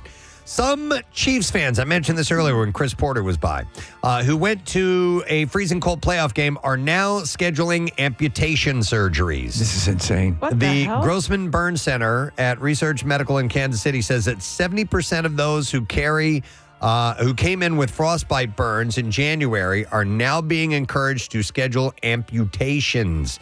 Many of these patients are Chiefs fans who attended a January playoff game against the Miami Dolphins, the fourth coldest game in NFL history. Temperatures reached -4 degrees. Imagine losing toes and/or fingers because you watched a football game. One patient removed a glove for just 5 minutes to set up a tent. The 30% who do not need amputations are still undergoing treatment and may be more prone to frostbite in the future as well. Yeah, I got mid-level frostbite years ago on my right foot, and it'll come back now and then. It won't be like this, like black digits. Yeah, we're looking at a picture of black fingers from one of the Kansas City Captain Blackfinger. Yeah, that was from bong resin. A man was arrested Monday for attempting to smuggle 2 howler monkeys into the United States. U.S. Customs and Border Protection officers arrested. I know. Shh. Stop it, you howlers! U.S. Customs, you little bastards. Border Protection officers arrested a 29-year-old Mexican citizen at the Brownsville Matamoros International Bridge for transporting the monkeys inside his vehicle. This wouldn't happen if I had been smuggling a quietly contemplative monkey. The director said our frontline CBP officers' diligence and the performance of their duties led them to the discovery of 2 live howler monkeys transported in a vehicle. I assume howler monkeys, in fact, howl, correct? You see them all over the place in Costa Rica. And do they make Yeah, you can hear them. Oh, really? You Okay. hear them off in the distance. CBP officers. There's one. Wow, they do. They're also impressionists. And agriculture specialists intercepted both monkeys who were later turned over to the U.S. Fish and Wildlife Services, and they are being housed at the Gladys Porter Zoo. Here's my Bogart. A nurse at a Spanish hospital who was kicked forcefully in the testicles by a patient died after being sent home without an examination. The victim, Juan Alonso, a 52-year-old auxiliary nurse at the psychiatric ward of Madrid's San Jose Foundation Hospital, died without receiving treatment. According to witnesses, a patient grabbed him and kicked him hard between his legs. Oh, my balls! You're at a hospital. You might as well have them looked at. Fell to the floor and lost consciousness. Oh, my balls! He was... I think that's the most appropriate time you've ever played that. That's perfect. That's exactly it. So he was taken to a bed. Where's that from? It is from South Park. South Park. Okay. He was taken to a bed where he regained consciousness, and all he could say was, Oh, my balls! What I really like about that is there's sort of like a plate reverb on that. "Oh, my balls." Oh, my balls!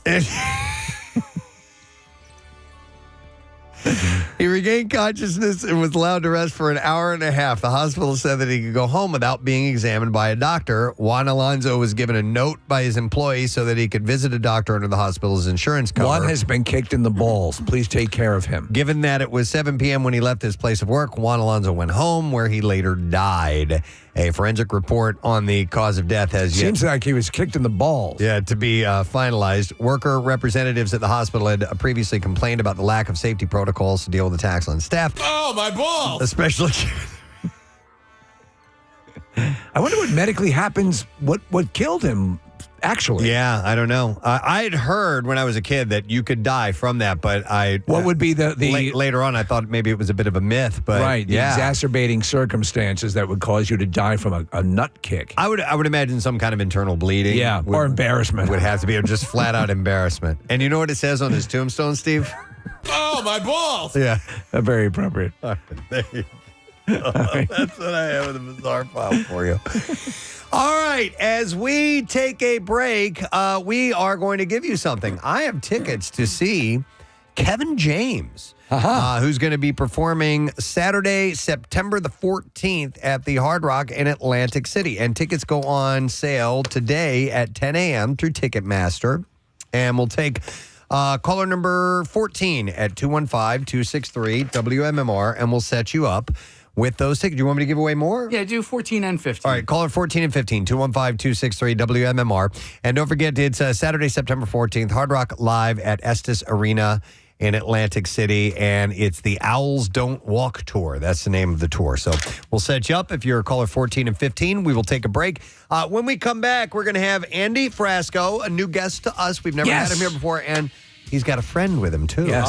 We'll reveal who that is when we return. Stay with us. We live. We're up before the Amish. So And you're no stranger to Philadelphia. You were just recounting a little story about you and Bert Kreischer not that long ago. What was that all about? I was at the Flyers game with Bert when he won the lottery, and I couldn't believe it.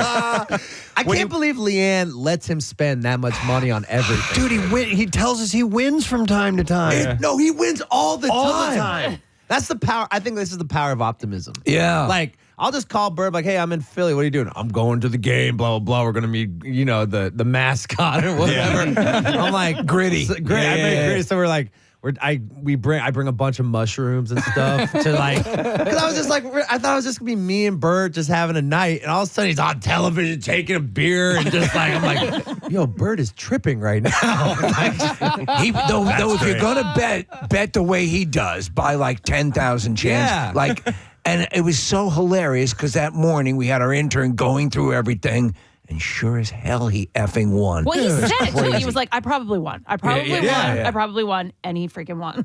Oh, yeah. It was, I never seen a receipt so long in my life. Yeah. I was like, Bert, like, you just bought like 12 grand in raffle tickets. He's like, I'm making money now, big dog. I'm like, let's go. It looked like 10 CVS receipts taped together. But it is technically for charity, so can you write that off? I don't even know how that works. Now, what happens routinely is a lot of people will donate, but in that case, routinely, like at a charity 50-50, if you win, you donate it back. Oh, well, that's because you're in front of everybody. Right, yes. And they expect you to do that. At the Flyers game, 20,000 people, you can kind of disappear into the crowd. No, he was like, no, I'm keeping it. Yeah, right. And I said, because I just hosted the designer bag bingo at my daughter's high school, and the take home was $1,000. And I said, before we draw this, you keep all of this money. Do not feel pressure to get. I said, we already got our take. So whatever you win, don't let anybody pressure you to give any of it back. I'm sure the church was Yeah, right. The church, by the way. Yeah, we love that. Yeah. Hey, so Andy, now this is your first time visiting our show, and you as well, Nick. But you're gonna have to bring me up to speed. You need to tell me a little bit about you. I want to learn about who you are. I'm not all that familiar, and so let's find out about your podcast. And I know you got a great music career and all that stuff. I've been in a band for 15 years. We've been doing 250 shows a year for the last 15 years. Crazy schedule. I just live on the road all day. And then when I started my podcast 4 years ago, when I stopped doing cocaine, I had don't worry, I had a lot more free time on my hands. And I just wanted to talk to my musician friends about trying to because this life is pretty hard, being on the road, living on the road 15 years. It'll kill you. It'll kill you. Yeah, it was killing me. Yeah. I was just losing my mind. And I met Dave Schools from Widespread Panic, and he's like, you can't live like this forever. So I cut down on the cocaine, and I realized I had so much more free time. So I'm like, I might as well start a podcast. And some extra money. Yeah. Sitting around after. Oh, yeah. Could cocaine be the most ridiculous of the drugs? Because it's so damn expensive. Yeah. Yeah. I substituted cocaine with taking mushrooms every day. There you go. Now you're thinking straight. Much cheaper. Much cheaper. Yeah. You'd done a Zoom thing, and we're going to go through some of your history because I was reading about it. It's pretty fascinating. But was the step off to the podcast you'd done like a Zoom dance party? Yeah. And you had, if I was reading correctly, almost 500,000 people were logging into this thing? Yeah, we would get 500,000 people to log into Zoom and have a dance party, and I'd basically be in my bedroom in Denver. Wow. And then we'd have 500,000, and we'd just do like 80s music. I'm just lip singing with puppets. And this is during the pandemic, right? Yeah, because like my fans, I want, we're such a close community in the jam scene that like I didn't feel right just like sitting around and watching my fans get sadder and sadder and just sit on their couches. And so I was like, might as well, let's all get in there together. Sounds like you were just playing. Yeah. Yeah, I didn't, Andy. I didn't know about you either until that night with Bert, because I got to go to that Flyers game as well. I was hanging out in the suite, and I posted some pictures up on Instagram, and a bunch of people were commenting to me, "Is that Andy Frasco in the background?" And it was. You were just hanging out there. So I didn't realize how big you were in Philly, and it's really cool to see because I think a lot of it is just sort of word of mouth. I think that's how these things spread, and you get bigger and bigger. Have you felt that? And have you felt it especially in Philadelphia? Yeah, I mean, the reason why I got introduced to all these comedians, like I scored Gary Goldman's film, The Great Depression. Yeah. But like I've learned about everything through my buddy who's actually in Philly. I think we should bring him in here, Todd Glass. Yeah. He's here. Todd Glass is with us tonight. Sure, all right, we got your own mic. You got your own mic. I can talk about Andy better than Andy can talk about it. But that's the case. Yeah. So here's the deal. Okay. So about 5-6 years ago, my ex sees Andy at a music festival. You've done this before. Come Hold on. Wrong part of the mic. I don't There we like go. being treated like that in front of my famous friend Andy. I mean, people recognize him at Bert Kreischer. Is Bert Kreischer here? Sit up, Andy. I'm trying to get money from the guy. He's playing the raffle right now. So he saw him at a music festival, and he goes, "I saw this guy last night." He goes, "We weren't familiar with him. His name's Andy Frasco, and he was he was just shredding it." Yeah. He goes, he just had a good night. So he goes, "I went back the next night with my friends, and it was the same thing. It was just like, do that or go home." So I start checking out his YouTube videos, and I'm like, I effing love this guy. Like he doesn't mess around on stage. Like So he's my hype man. no, but it's true. It's like So I said, hey, to my podcast listeners, ask Andy Frasco to play the barn. That's what I call where I did the podcast. So they start tweeting at Andy, you got to play Todd's barn. So I start looking at his YouTube clips. I'm getting nervous now. I'm like, I don't know if I want to meet him now. So although I am more famous than him. Anyway. No, I'm not trying. No, you have to be honest. You have to be honest. Get closer. So we direct message each other. I give him my number, and I'm at the airport, and he calls me, and I go, Andy Evan Frasco. Yeah. And he goes, well, I'll be in L.A. I go, my birthday's December 16th. He goes, I'll bring a few of the band members, and I'll play your birthday in the studio. And I'm like, I get nervous, and everybody wants to be in there. So we pack like 15 people in the studio. I hire a band to play him in. I want a band and he knocks on the door, and he has a mushroom cake, and he's singing Happy Birthday. We go back into the studio, and for like 4 hours, and he just does a show like there's 20,000 people in there. And so it began. Yeah, you got to rip the Band-Aid off if you're going to meet someone new. So that's why I brought some shrooms to the party. Well, there's a thing about, like when it seems like it's a put on, and when it just comes natural, like as far as being like a front man. Yeah. You know what I mean? And to me, it seems like it is just who you are naturally. Yeah, I grew up in L.A. I loved comedy, but I was never that funny, and I wanted to be in a band. And I just wanted to bring both worlds together. And I feel the art of the frontman's kind of dying. There's not a lot of great frontmen anymore. Well, I was just watching a clip, and I just tweeted it out last night. It was Freddie Mercury, fronting a band, and just that is a skill set, and either you got it or you don't. You clearly have it. Yeah. But you've been very motivated reading about it. There's a Forbes article I read about you and about your motivation getting into business and so on and so forth. And were you working for Columbia Records or Capitol? Capitol, and you were 16 years old. Yeah, I faked my age. What? Yeah. And you were repping bands at 16, correct? Yeah, I managed 4 bands. I worked at Drive Thru Records, and then I booked my first tour when I was 16. It's a lot of balls. How old did you look? I mean, did you have a beard? Like, what's going on? In high school, I've looked this. I've been 6 foot. I mean, in senior year, I always loved older women.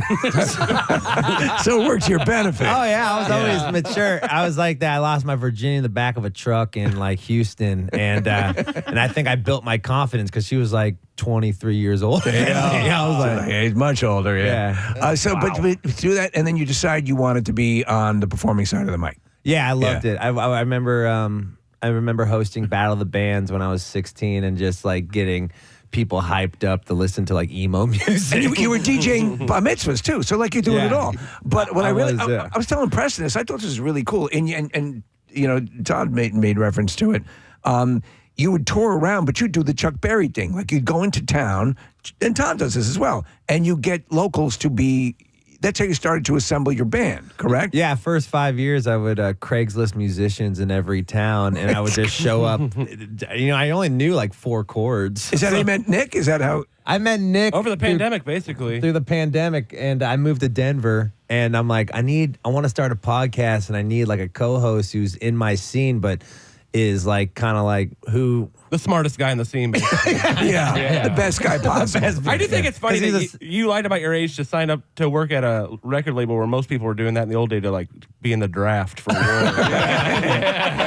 Yeah. Well, basically the same we're not thing. calling you a hero, but we're not calling you a hero. Thank you. I'm on it. So if you live in Denver right now, I just want to let you know that Marissa, our the producer back there, her husband just opened a brewery in Denver. So let's go over there. Dewey is what you want to look for. You like drinking? But that drive is definitely and describing, you know, that whole optimistic vibe, as Casey said, you can't fake it.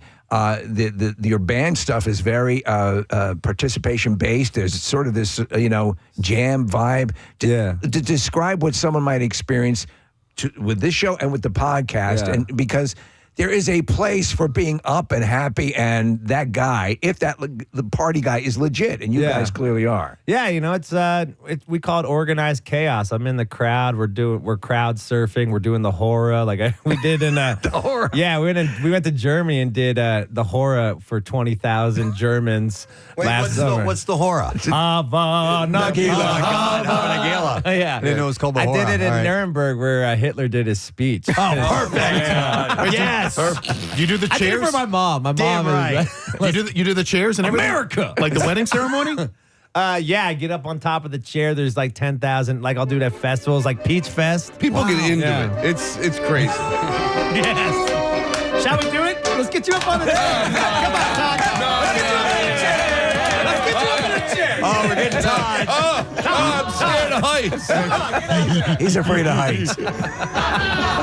So you knew 4 chords. How many chords do you know now? About 6. 3. I forgot one. But yeah, the podcast is it's a variety show. I got a house band, Lotus, and Muscle Tough is going to be Lotus is your house band? Yeah, drummer, Greenfield. And then we have comedians. We have Tony Luke. Oh, Tony Luke. Yeah, Tony. I can't wait. We got Tony's the Glass Tony's opening. It's very filled. I opened the show, so I mean, it's where can it go from there? I mean, Dude, no, I mean in a good way. I mean, I'm overqualified. No, I can't. You're much more famous. Much, I don't know. You know, Andy did. I think this is a good story. But my friend saw Andy. I think this says because it's hard for you to like. You know, I can be your hype man, but because when people want to go out to a show, it's like for me to go out to see something live. It can't just be good. It's got to just shred the living. Yes. And my friend saw him during the pandemic play Red Rock. Yeah. And how many people? This room says a lot. How many does it hold? Red Rock holds what? Holds 10,000. But for the pandemic, they only had 200. And he goes, Todd, I am not kidding you. He goes, I knew Andy would do a good job, but they picked him for a reason because he played like it was 20,000 people.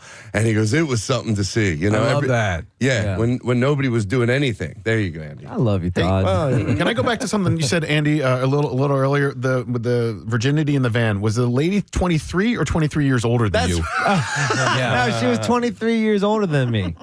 I thought you said 23. That's why I asked this question. But still, 16 and 23, that's an older woman if that were the case. Yeah. But 23 years older. I also had, I had an affair with my teacher in high school. What? Did you really? Yeah.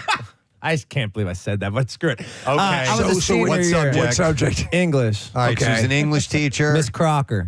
Oh my. I'm even saying her I know name. you've Yeah. So you had back then what the kids call these She's days. on the phone right now. They call it the Riz. We have her. The Riz. Her first name's Betty. Wait, how old was she? Was she a younger teacher? I was 18. She was 37. Okay. Wow. And when you were 16, the virginity lady was 39. And and I used to just kind of the porn I liked was like MILF porn. Yeah. My whole time. Did they know you were that young? I mean, yeah, but I was 6 foot. Art my imitates life. It's insane. I'm sorry. Go ahead. I'm just blown away by this. I'm saying it's a Freudian stuff. Maybe I was in love with my mom or something. I don't know. You wouldn't be the first. I know. I was like, no. But I was always into Except older the difference women. is Todd would get free gardening for his mom. Were they hot? Yeah. Were they hot? They were extremely hot. I love older women. I think older women are bad. do at the I. All ball. right. Well, let me ask you: were you working it, or did they make the first moves? You know what I was pimping. Okay, I was you were pimping. All right. You were pimping your teacher? I was, yeah, because I needed a place to work because I kind of lied about my age, saying that I was. And your older. grades weren't good. No, yeah. So I had to go to my teachers. I'm like, hey, can I just work from here from nutrition and lunch? And I started because I had to take phone calls, and the only time I could take phone calls was 10:15 to 10:30 and 12:30 to 1:10 for my lunch. God. Okay. Dude, I have so many questions. I know. All right, so where did you guys do this? At her place, or I'm talking about the teacher? Oh, we did it. We did it in the back of my car, like a 2006 Pathfinder. Okay, Where'd you park? I parked 3 times. We did it. One, I really wanted to do it at a church parking lot. I did it in a church parking lot. I did it at Los Toros, shout out to Chatsworth, California. Los Toros, Mexican restaurant. And that was the back of my car one more time. And then we did it in a bathroom. Never in her house? Never in her house. Daytime or nighttime in the car? Daytime. Oh my God! It was dude. because it'd be right after we got out of school, but also Romance. But also she lived far away, so she wanted to leave before she hit traffic.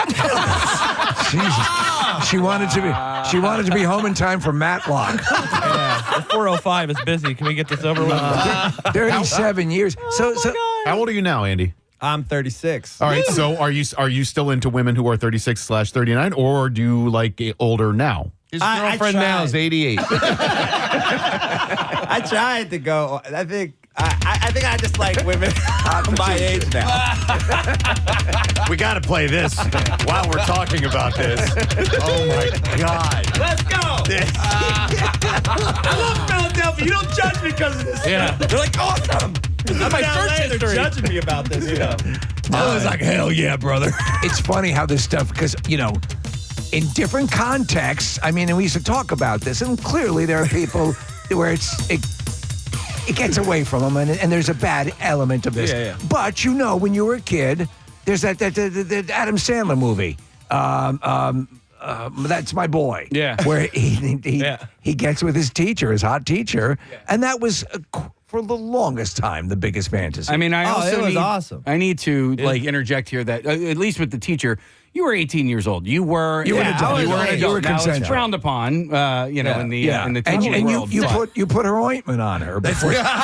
It's more than frowned upon when you're actually actually going to still school. illegal. It's Yeah. illegal. Yeah. Tell him about the janitor you hooked up with. That was just at the train station. Since you're That was diving this morning. since you've taken so many risks in your life like this, I mean, these are definitely risks. Have you ever been arrested before? I got arrested twice. I got arrested last year for having weed in my system in Berlin. Oh yeah. Remember, he was, I was with there. me. They pulled us over on a scooter.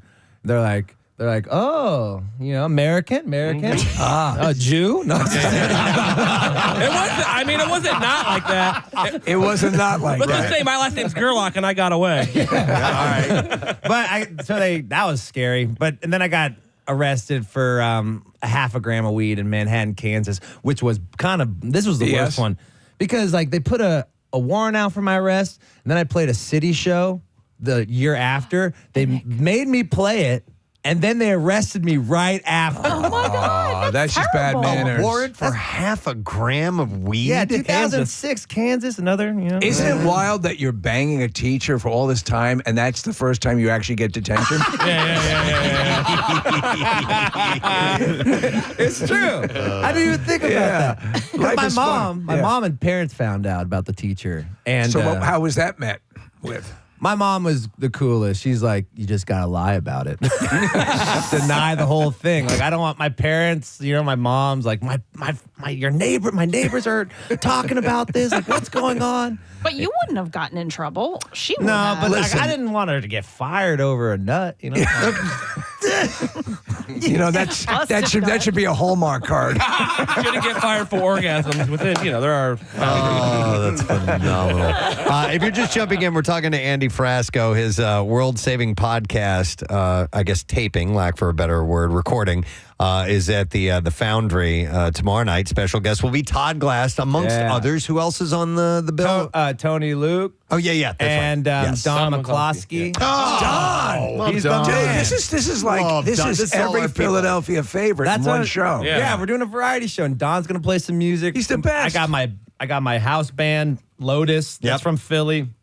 And we're gonna play some of my songs. We're gonna do interviews, parody songs. We're gonna try to find the Nitrous Mafia. I heard they're around here. Is Tony Luke gonna set you up with cheesesteaks? I mean, he hopes so. Yeah. I've waited to eat a cheesesteak just in case. Cause if you eat two of them, I mean, you're gonna pay for it. One in a weekend's enough. Yeah. And I forgot my probiotics. So. I've been going to see Fish here in Philly since '95, and just recently, the last 5 years, the nitrous at these shows is through the roof. It's crazy. Through the absolute roof. And I thought it was on the wane for a while, but now you're saying it's back. No, it's back with full force. You just hear him ice cold, ice cold, and then 3 for $20, no deals, brother. Sounds like a Disco Biscuit show. But I saw a video of a guy, just a regular hippie dude, trying to sell nitrous, and then some other guy comes over who was a Philly dude.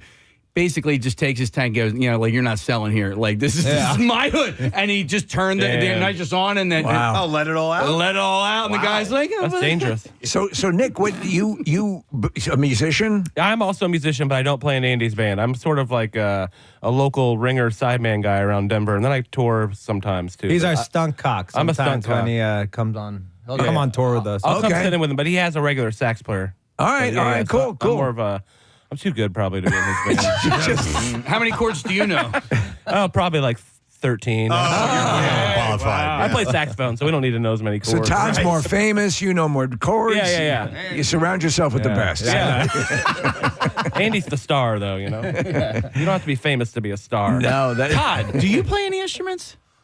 Funny you ask. No. He sings. He always has his cello. And now, here it comes. No. The American Songbook with Todd Glass. Todd Anka. They say sing about what you like. So What, Andy, you taught yourself piano, right? Yeah. When I was 17, yeah. Okay, you didn't have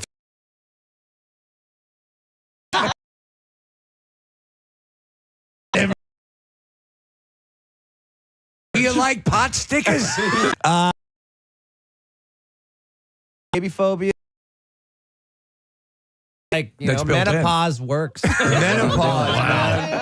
He does have a limit down. There is a limit going down, but not up. Yeah.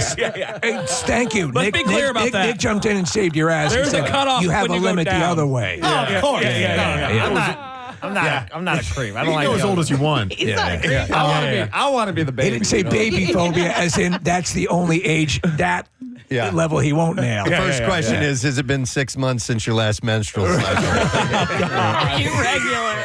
Hey, Andy, scrolling through your Instagram page, you're doing a lot of festivals this year, including Bourbon Beyond. Yeah. Have you done festivals before? And if so, what's your impression of them? I love them. I think it's, I got popular in this area because of Peach Fest. That's like the, up in Montage. the most important festival for my career. Like We were just there. Yeah, Montage. It's amazing. Like I love it. I've been playing there for 6 years. The first time I played the baby stage, and now last year we played the main stage, and without we're playing with the My Morning Jackets of the world and stuff. And that's pretty awesome. They moved it to Atlantic City this year, by the way. Oh, they did? Yeah. Okay. Peach at the Beach. Peach at the beach. And what's the vibe like with other bands? Like, do you get to hang out with? Yeah, that's the only time you get to hang out with the band and like kind of like be friends. Like you gotta. We're all zigzagging through this earth, and we finally take a step back and just like realize like you're not alone in this thing, because like it's a pretty lonely life. Being a comic is way more lonely. I'm not lonely. Don't bring me into this. I'm just fine. Friends? I got a lot of friends. Yeah, I don't get talked to like that. Todd, in Philadelphia. One thing if we're in Atlanta, my home club, you got to tell people, okay, most nights I cry into a sock. He cries into a sock. The sock left him. We've lost time. He'll be back. He does this about 3 or 4 times. He'll be back. Actually. Once he finds his sock. Hey Todd, welcome back. I wanted to follow that up with what is like the most famous band, or somebody you were sort of starstruck by who came out and watched your set? Joe Walsh. Oh, dude, he's the man. So if you're talking about so you're what do they call you? The good time god. This is a quote from Forbes. Good time god. Joe Walsh invented that. That's dude. I mean, he's like state of the art. I opened for Joe. We did 3 shows, and for because he's so in the Eagles world where like you get on stage, you got your security guard takes you straight to your SUV. So the tour manager's like, just wait by the elevator. Hopefully he'll say something. The first 2, and then the third one, because he's married to Ringo's daughter. Oh yeah, that's his father-in-law. Yeah. I didn't know that actually. Yep. That's And she was like, talk to the kids, Joe. He looked me up and down. He's like, I liked your show. I've done more cocaine than your body weight, but I like your show. I'm like, and then he's like, I saw you crowd surfing and stuff. He's like, I used to do that, but I'm gonna let you do that now. And that was really special. We had that was really special. The word was that he would check in and his luggage would include a chainsaw. They gifted him one. What? Yeah. And, like a baby chainsaw? Yeah, to like destroy rooms and stuff like that. I mean, he was completely unhinged. But now he's in a more. Do you think that there's sober. that type of rock star can still exist with this social media world? I don't think so. I don't think, and I think there's I think there's. I mean, you're selling out tomorrow night, right? Yeah. You're the front man. Not like to tear up the hotel room. I don't Not think like tear up the hotel I think it's more mellow than aggressive. I mean, but also if you think about it, like that is actual like manual labor. You know what I mean? Like, That's working too hard. Yeah, you're working out with chainsaws and You're demoing a room. yeah. I steal a lot of washcloths. I mean, that's sort of like a modern day rebel. Yeah. You don't know. You think, I'm talking, I could shove 20 in my bag. Feels the I rope. go through the lobby like a real crook, and I Every time gleam at everybody. Every You time only I go on knew. tour with this man, he's like, yo, let's take the cookies. Let's take the cookies. I think we got go grab the. Do you know what he does though? You know the legend. You're obviously touring with Todd. You know that he will go in and he'll redecorate the place and green rooms and stuff like that, right? I mean, that's he's very precise. You know, I've never had another man. I'm headlining the shows, and he'd be like, nope, this ain't gonna do it. We're gonna turn the lights down. Like, the lights. Todd, it's my show. I go, Andy, you got to turn the lights down when they're coming in the room. He's right though. build the vibe. Presentation. Hey, Todd, while you're here, we went to the same high school. You ever have sex with a teacher at Conestoga? No, but I did hook up with a golden retriever. Now, it's a long time. I'm not going to be judged. It was a different time. He's got down in Philadelphia. Come on, Todd. Embarrass me like Oh, that. Todd. Come back. Come on. Todd, no, yeah. That was pretty good accent. He was leaving now because No, I never did. I had I never hooked up with anybody. You kidding me? Nah. I get no respect. Not to my 30s. I'll tell you. Now I'm going nuts, though. You should see me out on the road. Yeah? No my dog God. is safe. No dog is safe. Golden retriever. Anyway, no, I never hooked up. I didn't hook up with anybody. No. You're I a good boy. No, I would just, Cry in your sock. cry in my sock, and amongst other things. In the sock. Yeah. I never had a sock. People talk about that sock. Yeah, For I the wasn't a sock disgusting. guy. I wasn't a sock guy. No, it's Not a sock disgusting. guy. I knew my Not a mom was sock going to guy. clean my room. Yep. I'm not going to leave something like that. No. The surface area is not big enough. I don't want to have to. There you know what was- I mean? Like I need a bigger canvas to paint on. I used your just in case I miss. I used your cooking mitt, and that's how I got caught. It was so much trouble. Dude, I my just parents had to. I knew it. My dad goes, Todd, I have something I want to ask you, and he pulled out the cooking mitt, and I went, yes. So, and then after that, I got put in a special school. We had a small, small towel for me I don't that could wanna have do been the used as Kevlar. I was a toilet paper guy. Oh, I used to use Everybody my has their underwear. Use your underwear. That seems safe. But like I do when I forgot to clean them, and they were sitting there for 10 years. Right. My mom finally sold the house, and she saw that one. I called it the cum drawer. That's a good And name she for it. opened it up, and it was just. It looked like it was like glowing. When she thinks there's an invisible man sitting in the chair. My mom was horrified. It's terrestrial radio. You can't say. Oh, I can't say that. No. Yeah. But it's like the case in Pulp Fiction when they open it up and the glow Yeah. comes up out of that. Yeah, similar to that. Ark of the Covenant. Yeah. Yes, exactly. Damn, a lot of Better teachers could example. have had that. Wow. Are you ever going to invite me back? Dude, this was so fun. I tell you what, the whole idea of the show is so great. I mean, you have a lot of Philadelphia vibe to it, and a classic variety show. Done right. Todd's a big fan of the old sort of Rat Pack and the Sands and those sort of shows that are just big reviews. We need that. So if next time when you come back in town, if we have a little piano set up here, you'll Let's do it. play a little bit for Yeah, us? I'll bring my band too. Okay. I'll bring Sean. I wish Sean was here tonight. His flight got in.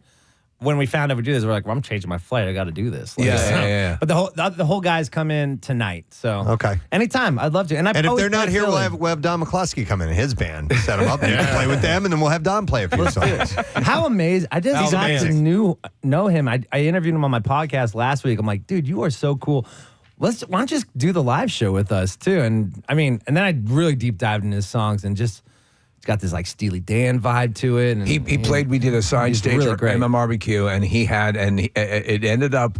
We're talking to some people who are fans are coming over, and watching the show as well, and it's going great. And then we see him with a bunch of listeners running up a hill while he's singing on this grass hill, and he's going nuts. It was just great. Yeah, the whole band's fantastic. Yeah, so, I can't wait. Excellent. Well, the gig is tomorrow night at the Foundry, and Don McCluskey and Todd Glass will be there, and Tony Luke, and Lotus is your backup band. The Sock will be Hey, by the way, Glass Frasco Christmas, where I met Andy at my podcast, is on YouTube, and it's a half an hour short of how we met that night.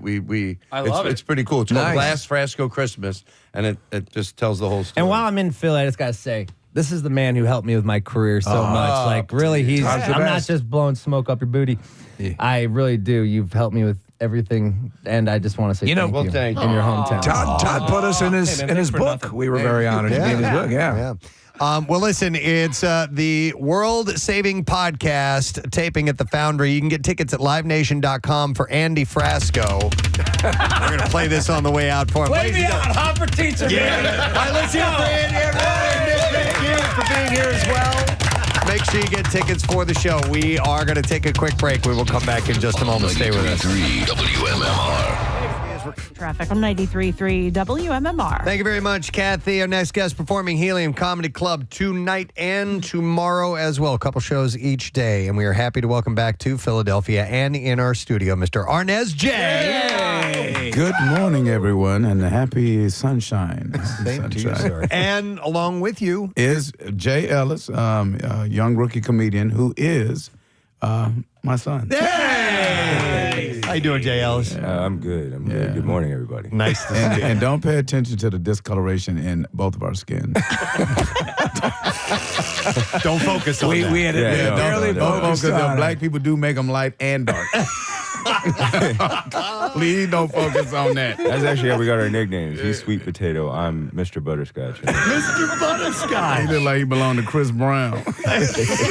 Sweet Potato and Butterscotch. I love it. If that's not a buddy cop movie, I don't know what is. Yeah, we and then my road manager, we had to get him in because he's all cut up. Your phone's playing. Yeah, I know. Okay. Oh, it's ringing? Yeah. Well, let it ring. All right. That's just my fishing buddy. You got to mute it. I got to mute it. Yeah, if you don't mind. I didn't know y'all could hear it. He just wanted you to know how important he was. He's got a fishing buddy. He's got a fishing buddy. He has friends. I do have Are you a fisherman too?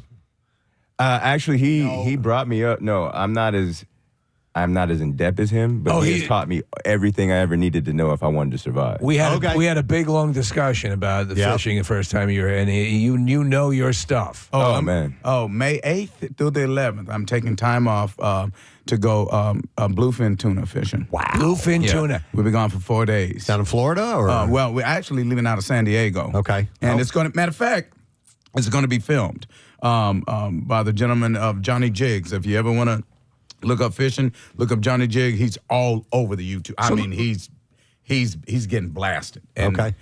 And, go ahead, talk to me. The big thing with the we had no idea. A couple years ago, we learned how much money they are, how expensive they are, and what you're going after. Yeah. So you're going to catch some, we hope and assume. Yeah. So what happens there after you catch one or two or how many you get?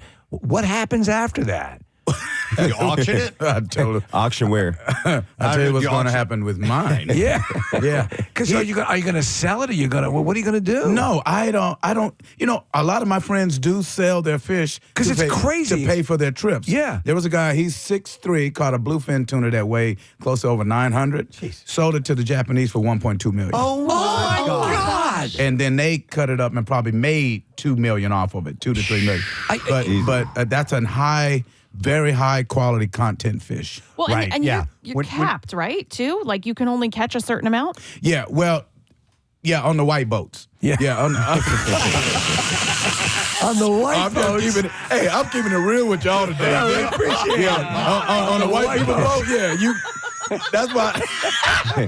That's why we don't. That's why I don't. My white friends. I make them sign an NDA. What do you call it? DNR or ABC, whatever it's called. Yeah. No, you will not. Do not receive. No, but really, no, because I'm just gonna be. Y'all know how I am. I'm not changing. No, we know. Yeah. You can't give a black man a limit on how many fish to keep.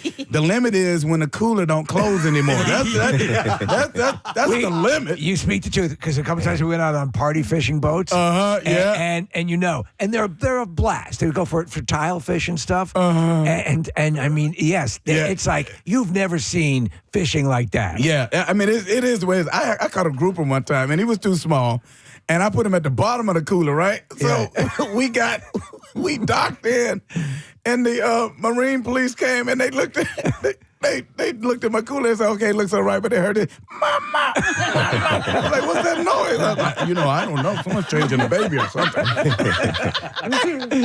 He measured, he's supposed to be 19 inches, and I think he probably measured about, 12, I don't know. Okay. But he was a grouper. Yeah. Grouper meat don't change.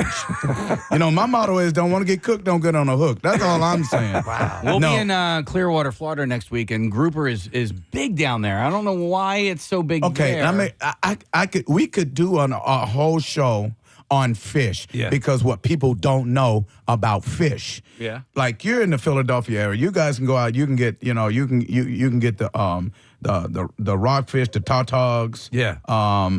Even black sea bass. I think you guys can get towards out this way. But in Florida, in the grouper species, there's so many different elements of grouper. Okay, let's start here just real quick. Okay, your least favorite grouper, and that you don't know, and that you usually eat out of a restaurant, is red grouper. Okay. There are some areas where people try to fake a grouper and use whiting because of the coloration of the fish and call it a grouper and charge you for it. Huh. Black grouper in the store is $45 a pound. Oh. I caught a 60-pound black grouper. That $45 a pound. Yeah. I caught a 60-pound fresh grouper. Wow. I have lines at my house where all my neighbors, when I come in, want me to give them fish. So I give the fish away. No, I don't throw anything. I don't throw anything back. I give I don't sell it. I give it to my neighbors. And, that's nice. I give it to my neighbors and seal pack. Have you ever sold something, and what's the most you ever sold it for? Because you're obviously good at this. I sold a yellowfin tuna that I caught in Gulf Shore, Alabama, out towards the oil rigs. Right. He was 130 pounds. And we caught him, and you catch those. As soon as the sun come up, be ready. Yeah. That one right there, believe it or not, bluefin is a massive fish, but they don't fight like a yellowfin. Oh, okay. See, me personally, I've been fishing that long. I can tell what a fish is before it hits. Okay. When it hits, I know exactly what it is. Yeah. Wow. Like I know if I know what it is. You know, my dad was that way too. Yeah, with like you can lake tell fish. by the different bites, which way they go, the cobias, which way they snatch, and people don't understand. People say, "Well, I don't want to fish. I want to sit there all day like that." I said, first of all, you're talking about lake fishing. Right. Yeah. Lake fishing, you're concentrated on maybe 2 or 3 species. Yep. But when you go in the ocean and you're going where it's vital, you be ready because you don't know what's going to hit you. Yep. Yeah. I mean, when that grouper hit my line, it felt like my left shoulder dislocated. Whoa. It took me every bit of 35 minutes to bring him up. And I'm going to tell you why. Black groupers like to go into what they call a cove. They were going in the rocks is what they call it when you send you're rocked up. Yeah. And some of them hit so heavy you think you're rocked up.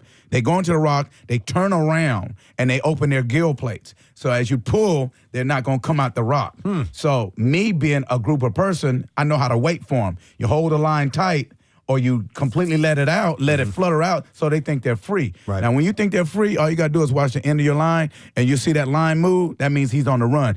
Wind down so you can get your line back, snatch up, and he's going to turn. Now the battle's on again. It's up to you to bring him up. Wow. Black groupers ain't the ones you want to play with. So you're yeah, but let me finish answering your question too. Sure. I'm sorry. Oh, yeah, because yeah. I went off base. No problem. I sold for how much? I sold that he was 130 pounds. I had a guy right there at the dock offer me $2,000 for him. Wow. Right there at the dock. Yeah. And I said, $3,000, you got it. Why did he have $3,000 in his pocket and gave it to me? Wow. I said, $3,000, you can have it. Wow. Yeah, Wow. it's like that. So Jay, are you? Is this no big a flirting interest with fishing? But it's not the way your dad is. No, I'm more of the sports guy in video games. Okay, all right. But you played baseball. And, I did. Yeah, basketball. and your martial arts a little bit. I have been in martial arts all my life, and believe it or not, Jay Ellis played a little semi-league down in New Mexico for this called the puffer fish. And he also played over and represented USA in Japan. No kidding. He played. He was good at it. But, Middle infielder? Yeah, middle infield, switch hitter. I turned him around at 9. Wow. At 9. He fought me for 3 years until he hit a home run from the left. And I didn't have to say another word. I hated him until I quit. Where'd you get the comedy bug? Honestly, I'd lost my career or whatever when I played baseball. I got injured in some. Is that the truth? Well, I got injured, then I came back and I was playing real well, and they're like, "Oh, this ain't right." So they drug tested me, and they were like, "Oh, he's smoking weed." I always tell them that, and in the minors, you can't get caught twice in 1 week. Oh, is it okay? Oh yeah, they drug tested me on Monday, called me back Friday, and It's not out of your system by then. yeah, exactly. I was Well, like, it takes 48 hours, right? It takes 48 hours, I think, something like that. So, did you feel you could have gone the distance, or? oh yeah, easily. Oh, Easily. wow, man. But I What used kind of injury did you get? rotator cuff. Okay. And after that, when I came back, like I said, I got drug tested, and I went home, didn't know what I wanted to do. And, I've always watched him growing up, Snuck, watch BET, Comic View, and all that.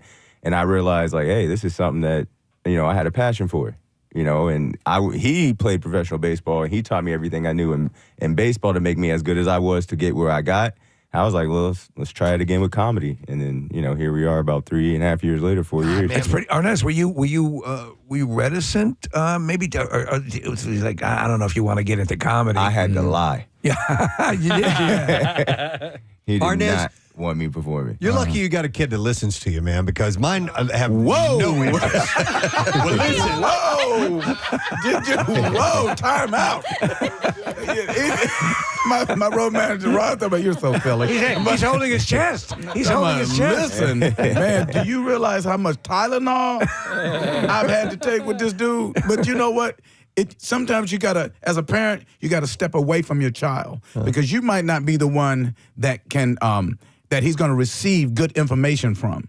You know, sometimes you have to step away, allow them to bump their heads, and then when they come back to you, then you say, okay, now do you want to listen? Because you will bump your head at some point. That's the hardest part about parenting is letting them make their own mistakes. Oh my God! And then recognizing that they're probably going to learn from it, but being able to step back and say they're gonna mess up, they're gonna do things wrong, and then they're gonna learn from it, and there's gonna be growth there. And as parents, you have to understand, stop and take a look at yourself before you engage. And just wait a minute, sit back, take a look at yourself, because like when he was messing with all this girl, you know, he was a handsome dude in the school, and I was telling him, look, dude, get one. Right. I said, get one friend and just make it your friend. Yeah. No. He want to have a bunch of slew of women. One day he came in the house crying. I thought, Dad, call her. I was like, call who? Call her, Dad. Call her. I was like, who? I was like, what? I said, where's your phone? He said, right here. I said, well, why can't you call her? Whoever her was. He said, she won't answer. I said, oh, somebody done broke your heart? He said, not now, Dad, not now. He said, tell her I love her. I said, what? What? Tell her I love her. I said, where'd you find this out? Right now. So I played a trick with him. He said, he's downstairs about an hour later. He said, Dad, did you call her? I said, yeah, dude. It didn't go right. She don't want you to call her no more. Stop lying! That wasn't a joke, though. Dad, I don't have long to live. I'm like, what, you got an internal injury? What's going on? I was like, oh, you gonna kill yourself? No, but just call her. I said, boy, I'm not calling her. I still don't know who her is. Then he told me who it was. I said, yeah, I'd be crying too because she was hot.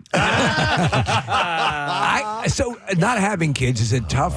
Not having kids? I don't have kids. What? Yeah. You never wanted to have a child? Well, I got married later on in life, and I didn't want to be the. Is that your dad or your grandpa picking you up? You know, today. So it just never. It was never in the cards. Right. Yeah, but that said, it seems to me, and I look at and I think it must be an incredibly hard thing to do. Okay. The mistakes that you made, that you knew how you were thinking when you made them, it must be hard to kind of turn it and now look at it from the other side and say, I'm going to try to pass this wisdom to you, even though I did the same thing. Sometimes it can be hard, and sometimes as a parent, and I'm just going to be very honest. Yeah. Sometimes as a parent, we enable. Okay. And I've enabled him on a lot of things where I should have put my foot down. And then somebody... Rod, I'm going to choke the life out of you. Right in front of Jesus. There's a lot going on in this room that I'm not getting to say in. But, you know, we go through those motions. Like, I never smoked or drank before in my entire life. So I don't know where he got it. You know, he must got it from my family. Yeah, well, yeah. But at the same time, I've done some stuff that just... Dude, I am in fear of and love God so much because I know, and every time I think about it, I get emotional. Yeah, you know that where I could have been and where I should have been. Because You got a crazy story. Yeah, I was going through some of the stuff about your life, and if I may just quickly go back. And I don't know if we ever talked about this story, but your dad was a veteran who had flashbacks, and he shot you me 3 times. 3 times in the back. Whoa. What? Yeah, and believe it or not, this is gonna sound funny. He was watching The Dirty Dozen. So if you've never pulled up that movie, it's an Army movie. Yeah, and he was watching it, and he called me Charlie, and I was like, "Who's Charlie?" Oh my God! And then it clicked. Like Charlie's what they called us Viet Cong sniper. Yeah, and he ran out the room, and I'm like, "What? Okay, your brain is processing." Yeah. He comes back in the room with a 38. Oh. And he said, okay, Charlie, okay. And I turned to run. You know, remember the old garage that they turned into like the carport? They turned into like a little living area? Yeah. I ran through the glass. Oh, my God. That's why I said God is real. You guys gonna make me cry. Oh, sorry, man. How old were you? Oh, my goodness. Hang on, he needs a second here. Yeah. Hang on a minute. I got it. There's a tissue if you need. Is this stuff, while you're getting composed, right. Jay Ellis, is this stuff that he's talked to you about before? Yeah, and like I said, there's a lot, I haven't got to chime in on, but it's a give or take. Like you're asking, what it is to have a father like him and to have him teach you. It's also the same thing. We grow and learn from each other because I am a millennial and we have a whole different mindset of everything in this world. So we kind of teach each other. Like, I mean, working with older people, these guys got 20 plus years on me, and working with older people, I have to find a way to make myself relevant. Older people do not find you needed unless you make yourself needed. So, I do certain things like, read stuff off their phone for them and, make Instagram posts and things like that to just stay relevant. That's amazing. And Arnaz, not to bring again. No, I'm fine. Every now and then you get. But those it's inspiring to people because again, look at your wonderful son here. You're working with your son, eloquent and all of these things. Yeah. You are not. You get dealt cards in life. What do you make of them? Well, look what you're making of them. That is the primary key in life. When you get dealt, whatever you get dealt with, how are you going to handle it as an individual? You can be weak and you can let it consume you, or you can stand your ground, make your back straight, and you can walk into that light. And I have felt that I walked in like, me being a young man getting shot in my back. Yeah. And then my dad, after that, when he found out what was going on, he was going to shoot himself because he realized he shot his son. Right. Yeah. But he called the police on himself. And, that was just that moment. But that lets you know what war does. To people. And people understand mental health is needed for I think everyone, this is my personal opinion, everyone should always have someone they can talk to. Yes. Because if you store everything up in life, it can consume you. And when it consumes you, you could end up being a bitter, excuse my phrase, you can be a bitter bitch in life. Yeah. And you don't want that. You wanna breathe and live long. It's like for men, things that kills men is cancer. Yeah. And the reason it kills us so much because we entrap so much in our system because we feel like we gotta take care of the world. And you don't have to take care of the world. Have people that love you and just love them back.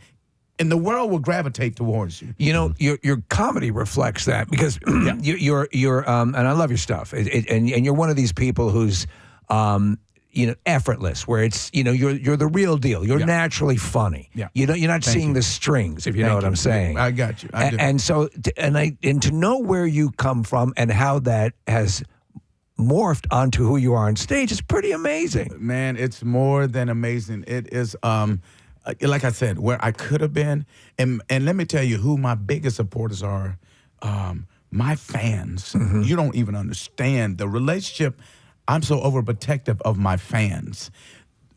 Being in the game as long as I've been in this game, still selling out shows the way that we sell out, and I call my team Team Nessie. Yeah. Matter of fact, we're adding on a matinee show tomorrow here. So now another show has been added. We set a record in Houston, Texas. No, it wasn't Houston. Well, not right after Houston, we did Arlington. We did 9 sold out shows. Wow.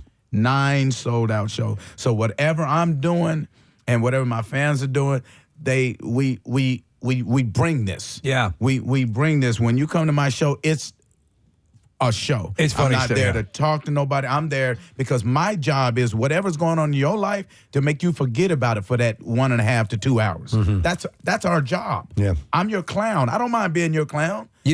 Reading about you and your inspirations or people that you turn to comedically, I was wild to read that Red Skelton, Carol Burnett, that these are people that you found, because, And a lot of people don't even know who Red Skelton is. Yeah, Red Skelton was one of my favorites years ago. One of the best mimes. Remember he did The Drunken Hobo? Yeah. A lot of this stuff. Red Skelton was from what I've read, one of the most kind-hearted people on this earth. And his comedy was so self-thought. Well, you tell, and that is a story, and there's a story that Johnny Carson told about, and then we're going way back if you don't know these people, but Johnny Carson was just getting his start. This is decades ago, and he was doing this morning sort of little weather show on a local station in California, and Red Skelton was a bona fide huge star. And he asked if, just in passing, I forget where they were, if Red Skelton would come in and do a thing where he was going to be a guest, and Carson would turn to him and not talk to him and like blow him off as a joke.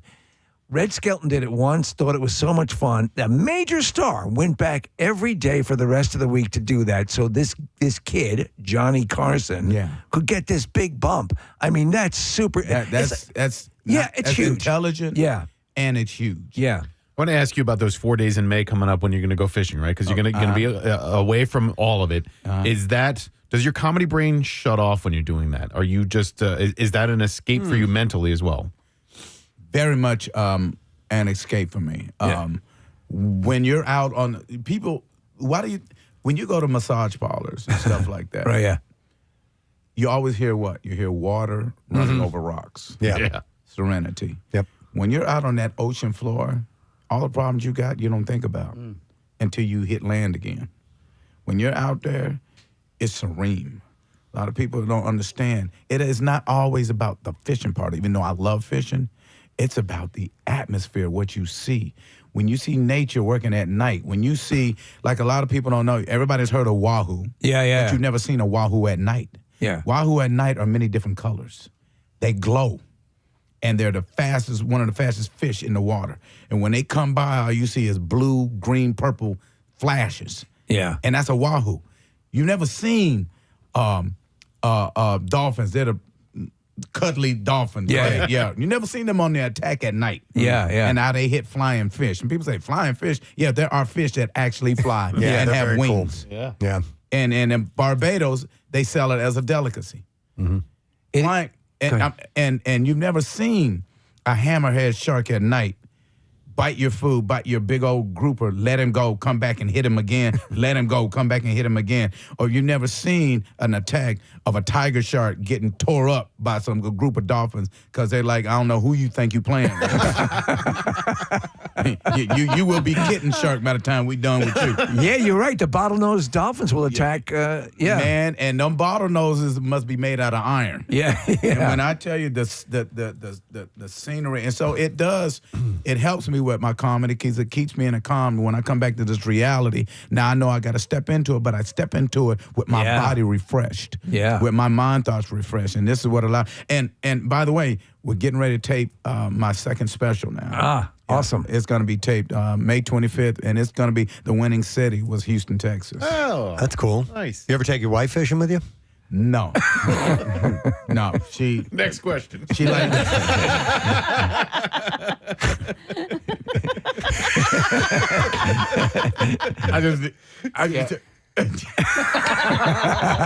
There are things he wants to say. He's biting his tongue so bad. I just don't want to open up my cooler and the fish go, who is she? Who is that up there? What? With all the noise. We're trying to sleep down here. We know we're going to be 8. Can we die in peace? I think what you said was it a squirrel on crack? Was the that was off air. Let me tell you, I got to tell you, since we don't bring her up, I got to tell you this. She probably killed me, but I don't care. I don't care. Okay. Like I said, she's from Detroit. She is not the one you want to play with, especially when it comes to her money. She just don't play about her money. You spoke glowingly about it. I don't really care about money. As long as it's there when I go get it. You know what I'm saying? As long as it's there when I go to get it. I don't waste my time worrying about how much I got or not. As long as it's there when I go get it. Right. So we're in L.A. And this is when I got my first $7,000 check. I was doing the Showtime All Stars. The host was Don Rickles, and I was with remember Andy Panetti? Yes. Yeah. Okay, I just watched him. Yeah, we were doing it. Let me tell you something. That was a funny dude. Yeah, that was a funny dude. Unfortunately, he had a coke habit, but I never seen nobody do coke and stay that big. Yeah. It must have had sugar in it. I don't know. but I mean, it must have been cracked sugar with a pinch of, I don't know, a Hostess Twinkie in it. I don't know. I'm like, dude, you own that and you that? Oh, my God. The hell? But, hey, but it is what it is. But, but he was a good person, kind person. And funny. So we were doing a show, and I got my first check ever. I mean, I said, okay, Mom, we're making it. We're making it. A $7,000 check to do one night. Yeah. Never seen that before. That's big. Never seen that before. Yep. Even when I was stealing, I didn't steal that much. And not in one night. Anyway, so we get the check. And this is before they started this. We go to the bank. It's called Citibank in North Hollywood, California. Right. We take it in there, and they say, we give them the check, sign it over. And she said, well, okay, I want to just take out X amount of dollars. I want to take out about $2,000. The lady behind the counter goes, well, you can't do that because we're going to have to, it's on hold for 10 days. This is when they brought out the whole 10-day pattern. Right, yeah. And she said, no, I just want to, like she just bypassed what she said. No, I just, you keep the rest. I just want $2,000. Ma'am, no, we have to hold your check for 10 days. So then she goes, oh, okay, well, don't worry about it. Give my check back. Let me have the check back. Lady goes, well, no, you already signed. We can't give you a check back. And I said, oh, Lord, here we go. Here we go. Go give us some popcorn. So now like you said, being in martial arts, that's my baby. I gotta survey the land. The guard is turning my way. I said, we are going to go to jail today. Oh my God. I said, we're going to jail. Get ready for it. Get ready for it. Let me do my butt muscles. There ain't nobody going in. If anything, if I ever went to jail for a long period of time, I'm find the biggest dude in there. I was like, dude, this ain't personal. But I got to get you. I got to let everybody know they can't. I got to do you. Yeah, but have a story to tell. Fight. Yeah. I'm going to stab you a couple of times. But, I said, if you just, I said, I got to get you. Just let me finish up. It'll go easier. That's how I said. So the lady says, no, you can't have your check back. And my wife says, what'd you just say? When a black woman say, what'd you just say? And they say, When a black woman goes, okay, it's about that time. Yeah. So the guard, it caught his attention because he turns my way. He ain't even facing out the door no more. He's looking towards the counter. And and my wife, she was 5'1". Yeah. The counter, at least 5'5". Okay. Yeah. So that helped. Yeah. She said, I want my check back. She hit the counter. I want my check back. And the lady said, ma'am, well, you can't have it. She said, no, you're going to give him my check back. And I went up, I said, I got this, because I knew what she was going. Yeah. I said, look, just give her a check back because, hey, it's not a problem. We didn't know that you had to hold a check. Yeah. Evidently, we'll go to another bank. And the lady said, well, I'm not giving you your check back. I said, oh. No. And then she went just like this. Oh, wait a minute, bitch. Oh, man. In the bank. The guard came over. She said, I will jump over this counter to get my check. You going to give me my check. And the lady said, we're not going to give you anything. Now it's lady on lady. It ain't about being professional no more. My wife tried to climb up on the dang counter. Whoa. The guard came over. I said, hold up, partner. Don't do that. I said, if you reach for it, it ain't going to be good for you. Yeah. I said, if you try to reach for your gun, I'm going to hurt you seriously. Please. I got her. As I'm holding her. She trying to get up on the counter. The bottom line, okay. The bottom line is we walked out with that check. We walked out with that check. I knew you were leaving with that check. We left with Undefeated. that check. Because she was like, I'll call the police. And I'm like, first of all, why are you talking to a customer this way? You just go call the police. Yes. She said, and she told her, and every word was B. Go call the police. You don't understand. You think I'm gonna let you keep my money? and I was trying to say, well, actually, I'm the one that. look, I'm the one that. She gonna put her hand over her mouth. And so, but bottom line is we got that check back and we took all our money out. And that's where it started. And that's where it started to where we said we're going to take control of our life. We're not going to let anybody control us. I said, no more using the ATMs. Yeah. And that was back then. We don't use ATMs. And I advise anybody, especially youngs. I call y'all youngs. Don't use your ATMs. Don't use it. Don't start thinking about it as money printing machines. It burns a hole in your pocket. Yeah. If you stop using ATMs, you'll be surprised how the money you'll start saving. Sage advice. Because you want to go over there, you want to go over that girl's house, you want to go get something to drink, you want to say, well, let me stop at the ATM. If you think about how many times you stop at the ATM over the weekend, because you don't take out that one hit. Yeah. You think you're going to save money by taking out 40. Then you come back and get another 40. Stop it. Leave the ATMs alone. Save your money. Sage advice. Yeah, always. Listen, we got to wrap, man, but I it understand. is so good to see you. And it's really nice to meet you, Jay Ellis. Yeah, man. Yeah, you got it. We love your dad. He's great. And we can tell you do too. So I think so anyway. Yeah. You're doing his social media. It's a lot of work. So yeah, we're having a great time. We get my YouTube channel is now up, and then we have RNSJ Comedy. If you want, take a look at us, and Jay Ellis has us, and then we also have my new website, which is called rnsj.net. Go to it; you can get to see all the reels and stuff that we're doing. The 7:30 shows are sold out at Helium, so you got 10 o'clock tonight, and then you added that matinee 4:30 tomorrow, and then a 10 p.m. show. So those tickets are available, but I'll bet you they go. So they will. Go to heliumcomedy.com and get them before they're gone. It's great to see you guys. Thanks for being here. Thank you so much. RNSJ and Jay Ellis this morning on the show. We're going to take a break. We'll come back in a moment. Oh, real quick, I'm going to give away $50 Wawa gift card, courtesy of our friends at Kung Fu Panda 4 and Brooklyn Dumpling Shop, 308 South Street. We'll take call number 10, 215-263 WMMR. We'll be back in a moment. Stay put.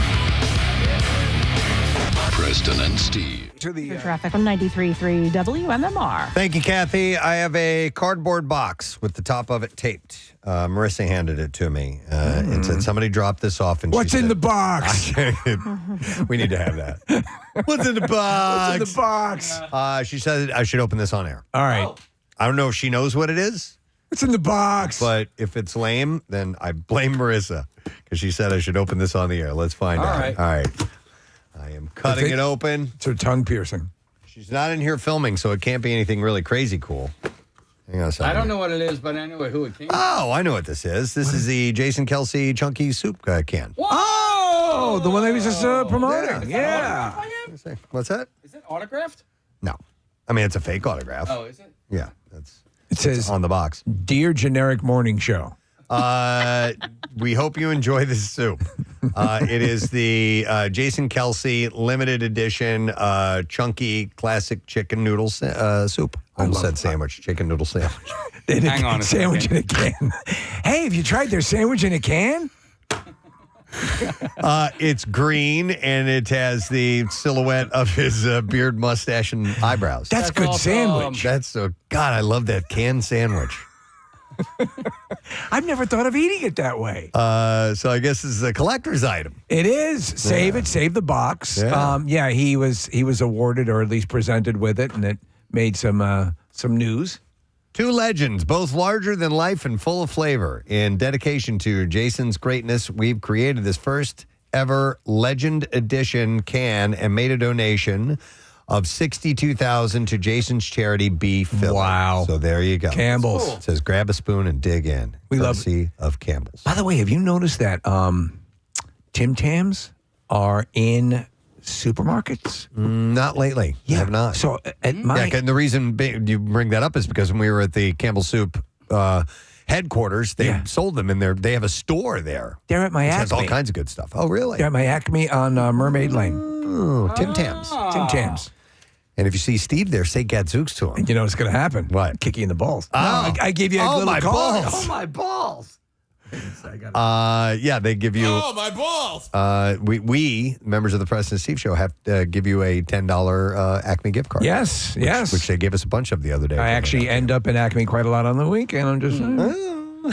You guys ever air fry your soup? No. No, me neither. It seems like it wouldn't work. Are we going to open this and eat this, or is this? No, it's a collector's item. Yeah, we'll put that in the office somewhere. Cool. And we'll save that. Why don't you cut up that Mona Lisa so we can all have a piece? In case he wants to eat the collectible. All right. Let's see. What are we going to do now? How about the Bizarre file? Yeah, but should I do a little giveaway? Yeah. Do we have one more of those Kung Fu Panda things? You got one more. Let's do this because it's Dumpling Day today because Kung Fu Panda 4 is he loves dumplings. Yes, is out today, and they brought us dumplings courtesy of Brooklyn Dumpling Shop on South Street. Yum. Hello. Yeah. My favorite of the Korean barbecue. I have yet to try them. There's Kung Pao chicken, there's bacon cheeseburger dumplings, and the mac and cheese dumplings as well. But I preferred the Korean. I mean, they're all great, but my favorite was Korean beef barbecue. Anyway, the movie opens today, rated PG. And we'll take caller number 11 at 215-263-WMMR, and we'll give you a $50 Wawa gift card. Nice. And one winner, whoever wins all these today. No, breaking news, everybody gets that. What? Shut up. Yep. They get the grand prize? Yes, so caller number 11. You get a Kung Fu Panda backpack as well with all 3 character plushes and a lunchbox and more. Yeah. It's amazing. Yeah. All right. Everyone gets the prize. There we go. Yeah, I hope that's accurate. I do too. All right, let's do the Bizarre File. WMMR presents Preston and Steve's Bizarre File. Brought to you by Natural Lawn of America. Natural Lawn has been creating green lawns quickly, more naturally, and with fewer weeds since 1987. Get free seeding every year. Call 800-FREE-SEED now. We'll begin with this. This kind of speaks to us.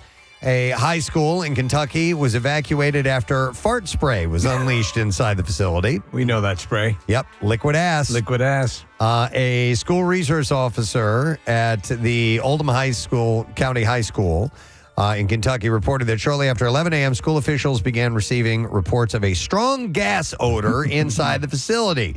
Police said the scent prompted officials to evacuate students and faculty members from the building.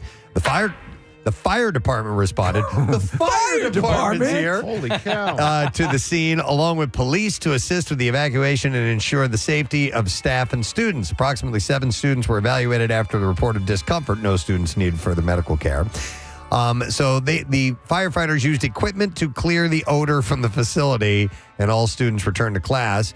Detectives assisted the school resource officers and determined that the cause of odor was a non-toxic concentrated liquid product commonly advertised online for use in pranks, with the school describing the product as, quote, fart spray. Son, you got your whole life ahead of you. Why didn't you just fess up? Authorities worked alongside school officers and were able to identify a 17-year-old girl who allegedly poured the liquid inside 2 trash cans, which caused the evacuation. It was a girl from emergency services. I was actually I'm delighted. impressed. I was delighted to see that, to be honest. Good for you. Really our Providence. Yeah. All right, here is a follow-up story. You remember all the body parts that were littered all over, I think it was on Long Island? Yeah. 4 people have been arrested in connection with the discovery of those body parts belonging to a man and a woman from Yonkers. And they may have been involved in a love triangle with their killer, supposedly. They haven't been more specific. So 3 of the individuals, Stephen Brown, Jeffrey Mackey, and Amanda Wallace, live at the same address. Investigators are searching. They were searching it earlier this week. The 4th suspect, Alexis Nieves, does not have a known address, but is indicated in court hearing that he lives with the others. Their relationships with one another aren't clear. So I really don't have much of a follow-up other than they... Do they believe the victim or victims? We don't know. I mean... Yeah, there's 2 victims. 2 victims. So were they in this house as well? I don't know. None face murder charges, by the way, though court documents stated that the 4 suspects removed sharp instruments, multiple body parts, and other related items from the house in an effort to conceal a murder. An assistant district attorney alleging the quartet went to barbaric lengths to cover up the killing, with police removing meat cleavers and butcher knives from the home. So I'll keep an eye on this story and let you know what I find out in it. In Canada, a lesser crime than murdering people and littering their body parts all over a park, a high-end sports car was allegedly stolen during a test drive. And they pulled it off as the way you would imagine. The owner told regional police that he was trying to sell a black Lamborghini Aventador online. An ad in Auto Trader listed it for $600,000. Okay. So he went through Auto Trader. All right, yes. He had agreed to meet the I want to make sure I'm economical about this. He agreed to meet the prospective buyer on Tuesday at a parking lot. The male suspect pulled up in a white Mercedes Maybach. With other passengers in the vehicle. He then asked to take the Lamborghini for a test drive. Now, according to the owner, the suspect was allowed to sit inside the vehicle while the keys were still inside. Police said he shut the door and took off. and the Mercedes followed close behind. Wow. And they haven't been able to find them as of yet.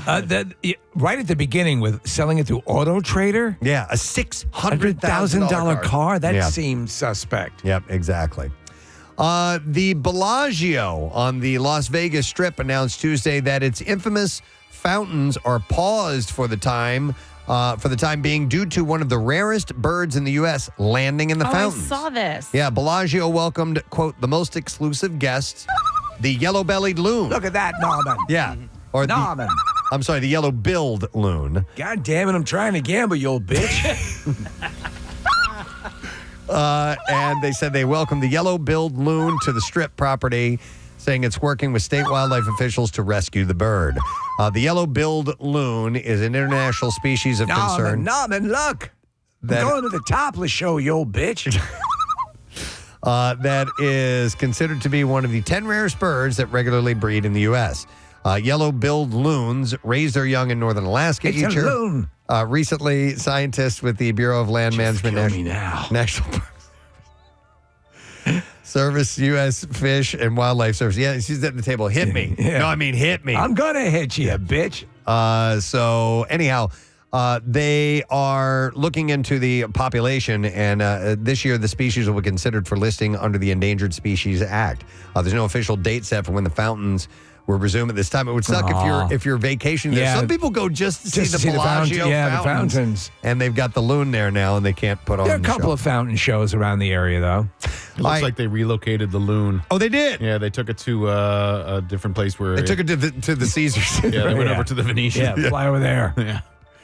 But they resumed the fountains. Okay. All right, and then one last story. One of the Oompa Loompa actors from the viral Willy Wonka experience in Glasgow is now doing cameo messages for fans. Isn't that great? The experience was advertised as an immersive interaction based on the movie Willy Wonka.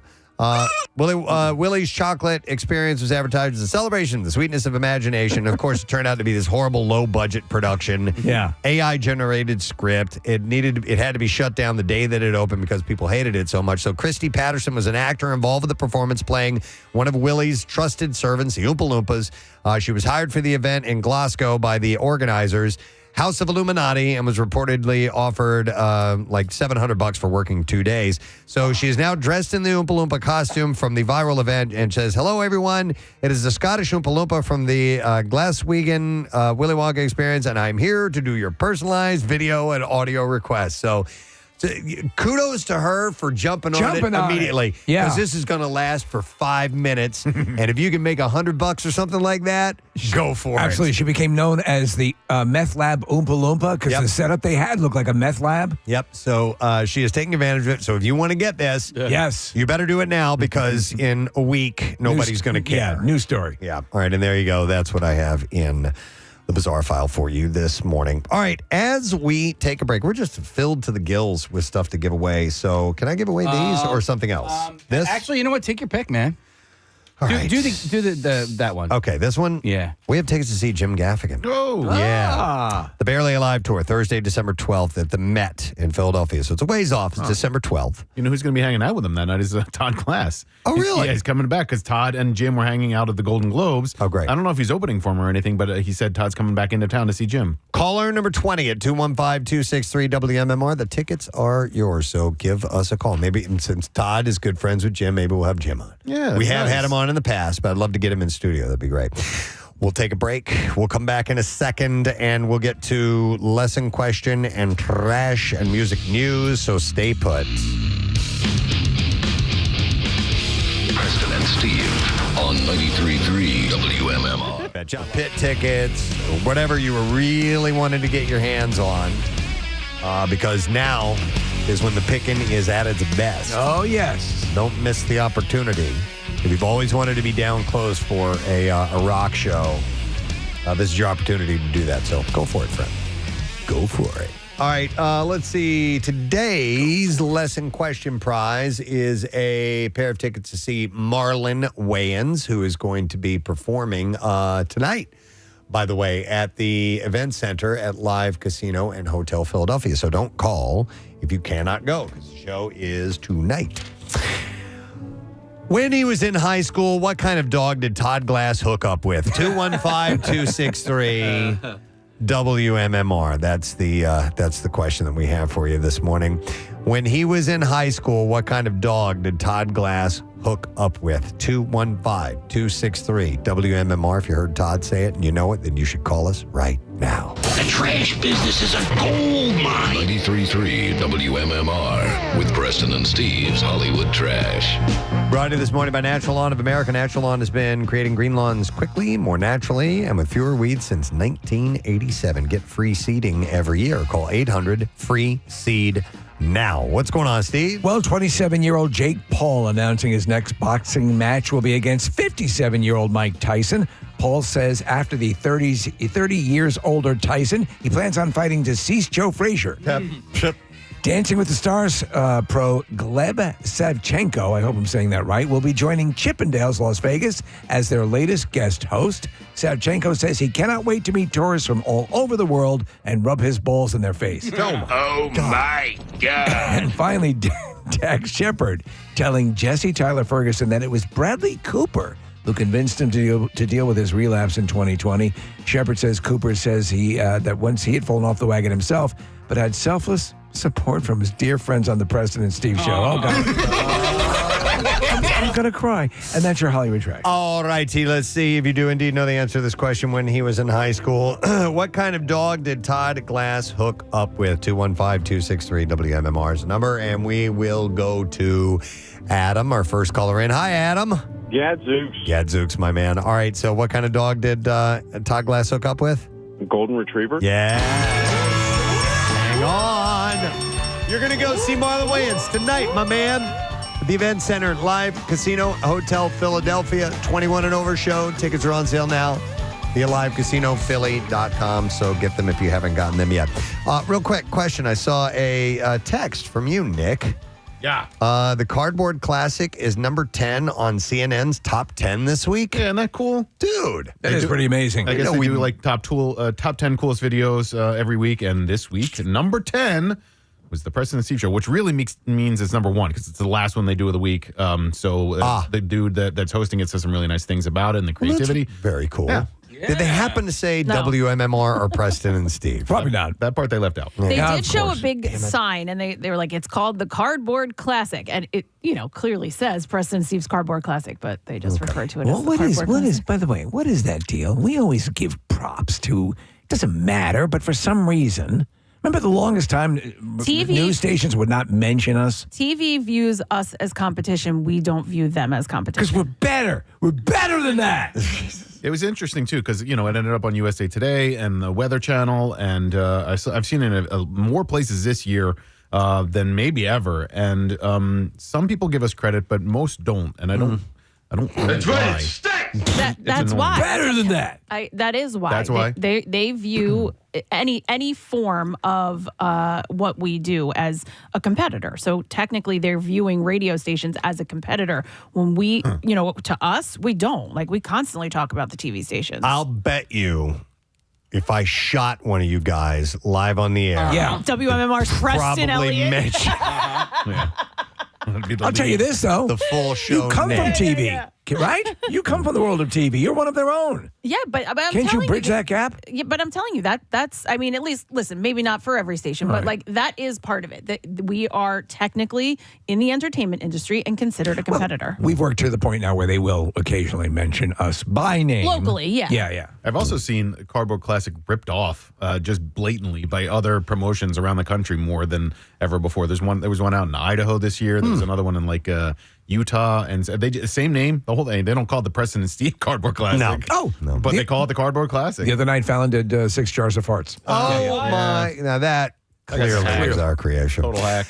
All right, well, anyhow, it's nice to have that on a major news network like that. So cool. Show goes unnamed. Let's do music news. Now, Preston and Steve's Music News on 93.3 WMMR. Brought to you by Natural Lawn of America. Natural Lawn has been creating green lawns quickly, more naturally, and with fewer weeds since 1987. Get free seeding every year. Call 800-FREE-SEED now. All 5 of the Best Original Song nominees will be performed at the 96 Academy Awards, taking place Sunday in L.A., which means I'm Just Ken, the power ballad, send up from the hit Barbie movie, will be getting its live stage debut with Ryan Gosling, who's nominated for an Oscar in the role as Ken, performing the song. And Wolfgang Van Halen is going to be playing guitar. Oh, that's cool. Yep. A number of the musicians who were part of the recording are also Is Cillian Murphy going to perform I'm Just Oppenheimer? to take part along with co-writers and co-producers Mark Ronson and Andrew Wyatt. Slash, who played guitar on the track, is between Australian and European legs of the world tour with his band, so I don't think he's going to be playing. I think it's going to be Wolfgang in place of him. I think so. I think that's the way it's working out. But that's really cool, man. That is very cool. Is it nothing could be fonder than to be with Oppenheimer in the morning? Yeah. Good song. That is a good song. Sheryl Crow will celebrate the release of her 11th studio album, Evolution, that's the Crow, with a special concert event on March 23rd. The location is just south of Nashville in Franklin, Tennessee. Tickets are on sale now. The concert will be filmed to air on PBS later this year. And the title track and first single, Evolution, features Tom Morello from Rage Against the Machine, and a bonus track on the deluxe version features Peter Gabriel. Well, looky there. Yeah. The release is out on March 29th. And then out now is a new book called Livin' Just to Find Emotion, Journey and the Story of American Rock. So that's a line from Don't Stop Believin'. Oh, Living just to find emotion. It's written by historian David Hamilton Golland and timed to the band's 50th anniversary celebration. The 363-page book offers a meticulously researched history of the band. And plenty of paper cuts. With album-by-album analysis covering every Journey song and a document-sourced look at Journey's corporate structure and legal machinations, particularly of the past few years when band members Ross Valerie and Steve Smith were both fired. It's a whole story right there. And the recent feuding between founding guitarist Neil Schon and keyboardist Jonathan Cain that has since been resolved. Golland, a professor at Monmouth University in New Jersey whose specialty is African-American history, became a Journey fan when he was young. And also after hearing Don't Stop Believin' on the radio, he said that researching the group and writing the book as a pandemic project enhanced his view of the group. This is Gollum? Yeah, this is Gollum. Journey is currently on... like that band, don't you?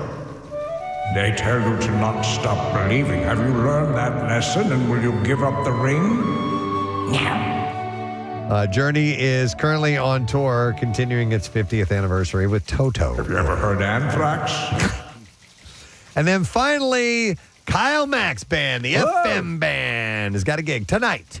And they're playing one of our favorite rooms, the 360 Lounge at Parks Casino. It's a great room. We've done many events there. It's a really, really cool layout, and they're a really great band, so go and see the FM Band with Kyle Mack, one of the lead vocalists, tonight at 9 o'clock at Parks Casino. All right, as we take a break. Wait, no, I'm sorry. Did you do this yet? Yeah. Okay, I'm sorry. I mean, I did at the top. I was talked all about at my barbecue, but I'll reiterate the tickets are on sale now. The Offspring, Hailstorm, Nothing More Than Warning. Also, POD, Silvertide, Sleep Theory, and local shots artist Jersey Calling. Our side stage with live band karaoke and Jackie Bam Bam spinning some music. Maybe we'll add some more to that, too. But the tickets are on sale now, and the show is September 21st, a Saturday at Freedom Mortgage Pavilion. Last year, September, same time frame. It was the best weather we've ever had. Yep. For an barbecue. It's going to be fantastic. Absolutely. And then we're going to give away tickets to see Colin Mockery and Brad Sherwood Saturday, October 5th at the Keswick Theater. Tickets also just went on sale for that event. And we will take caller number 7 at 215-263-WMMR. You will get the tickets. We are right now going to take a break. We're going to come back in a moment, and we wrap up the show, and we give away our Word of the Week prize. So stick around. We'll be right back. No sand bro, no sand bro, no sand bro, no sand bro, no sand bro, no sand bro. Of course, that's what it is, folks. A Friday morning Preston and Steve show. It is 10:34. And we are wrapping up this program today. Weather-wise, it's one of the better days. We're not going to see any rain. It's going to be 57 degrees at the high point, and we'll have some little peaks of sun here and there. We've seen some blue skies, see a little bit of it out of our window right now. So expecting some rain tomorrow, and then it's going to be really windy on Sunday and Monday, and partly cloudy skies and cooling off. So we haven't gotten to really awesome days yet, but we're getting there. We're getting close. Today, although entertainment-wise here on the program amongst ourselves was a blast. It was a blast, yeah. Great day today. We had Conga line of guests. really good people in the studio, so I would like to thank them all. First of all, Chris Porter. Hey. Super funny, very nice guy. Punchline tonight, 7:30, 9:45. Tomorrow night, 7 and 9:15. Then we had Andy Frasco was in here. New friend. He was awesome. His world-saving podcast live taping is at the Foundry tomorrow night. And joining him were his co-host, Nick. And then we had Todd Glass, who is going to be one of the openers of the show. He stopped by as well, but also Tony Luke is on that show. Don McCloskey, the Man Lotus is his backup band. It's a huge review. Yeah, it's really and, cool. And all of us, or most of us in this room, didn't really know anything about him. And when this was presented to me a couple of weeks ago, I'm like, at first I was like, no, I don't know this guy.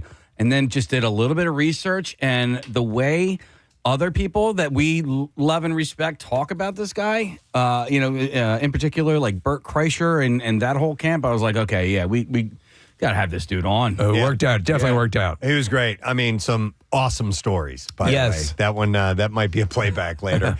And then another great conversation, Arnez J. Yeah. And his son, Jay Ellis, came in, and he was great. Arnez is always great to talk to. He's such a wonderful personality, and he is playing Helium. The 7:30 shows tonight and tomorrow night are sold out, but there are other shows beside that at 10 o'clock tonight, and then a 4:30 and 10 p.m. show on Saturday, and you can go to heliumcomedy.com to get the information. Thank you to our friends at Kung Fu Panda and the Brooklyn Dumpling Shop at 308 South Street. They swung by and brought us a bunch of dumplings to eat in conjunction with the release of Kung Fu Panda 4 today. It hits theaters and rated PG, and it was great. So they gave us a bunch of giveaways, some Wawa gift cards, so we enjoyed that. And Always love that. We gave away tons of tickets to events today. It was a great way to wrap up the work week. Probably the greatest day of our collective lives. Very well could be. It could be. I put the birth of my children just behind us today. Stands to reason. I mean, they're just kids. Yeah. Pierre is here, obviously. Hey, man. Good day. You guys were talking about the Cardboard Classic being mentioned or not mentioned, or credit to Preston and Steve. Was that a national? CNN. Yeah. Oh, wow. Okay. So it's fascinating because the local stations used to do that. I was hosting Channel 6 particularly, where were notorious about never mentioning MMR unless we had a problem. WMMR had a huge problem today. But, I mean, we were co-hosting on the Parkway for July 4th one time, and I was the host on stage.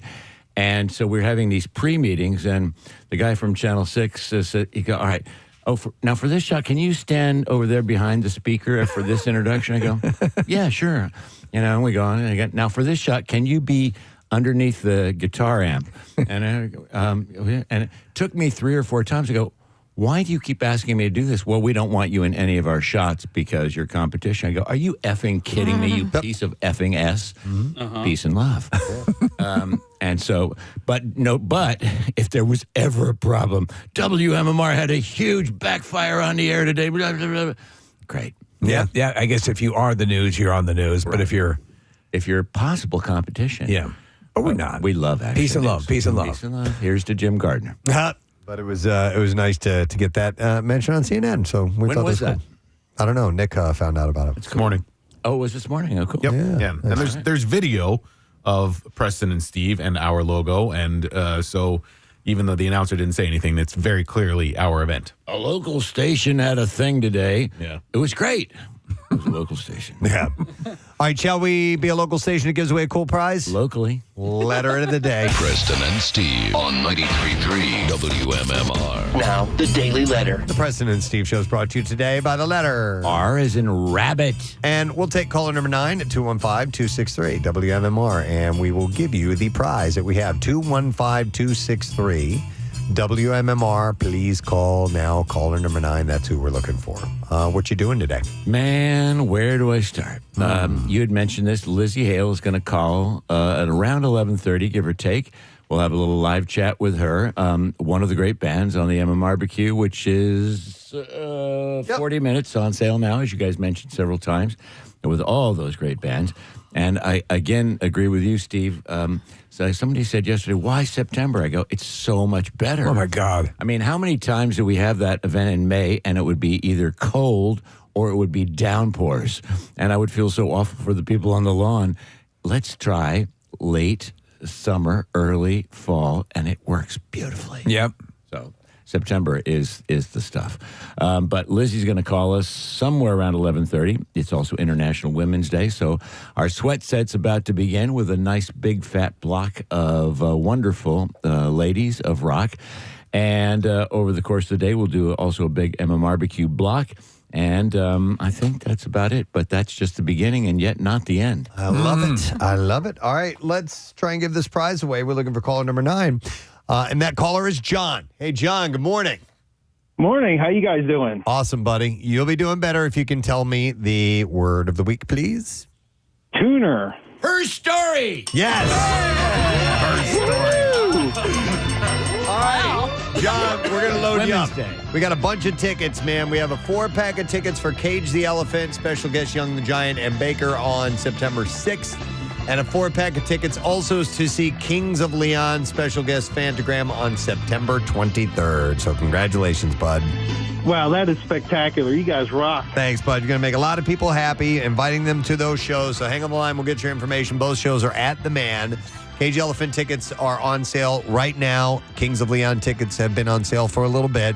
You go to Ticketmaster.com, get all the information, and get those tickets for that show. All right, let me thank our sponsors. The Preston and Steve Show has been brought to you today by Duncan, and the Preston and Steve Show runs on Duncan.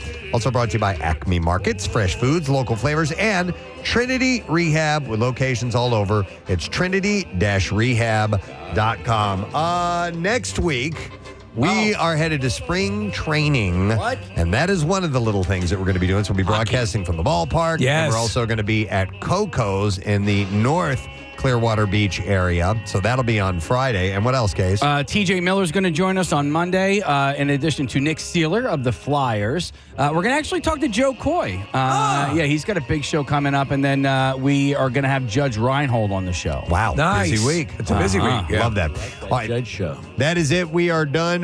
Rage on. Have yourself a wonderful weekend. We'll see you later, gang. Bye-bye.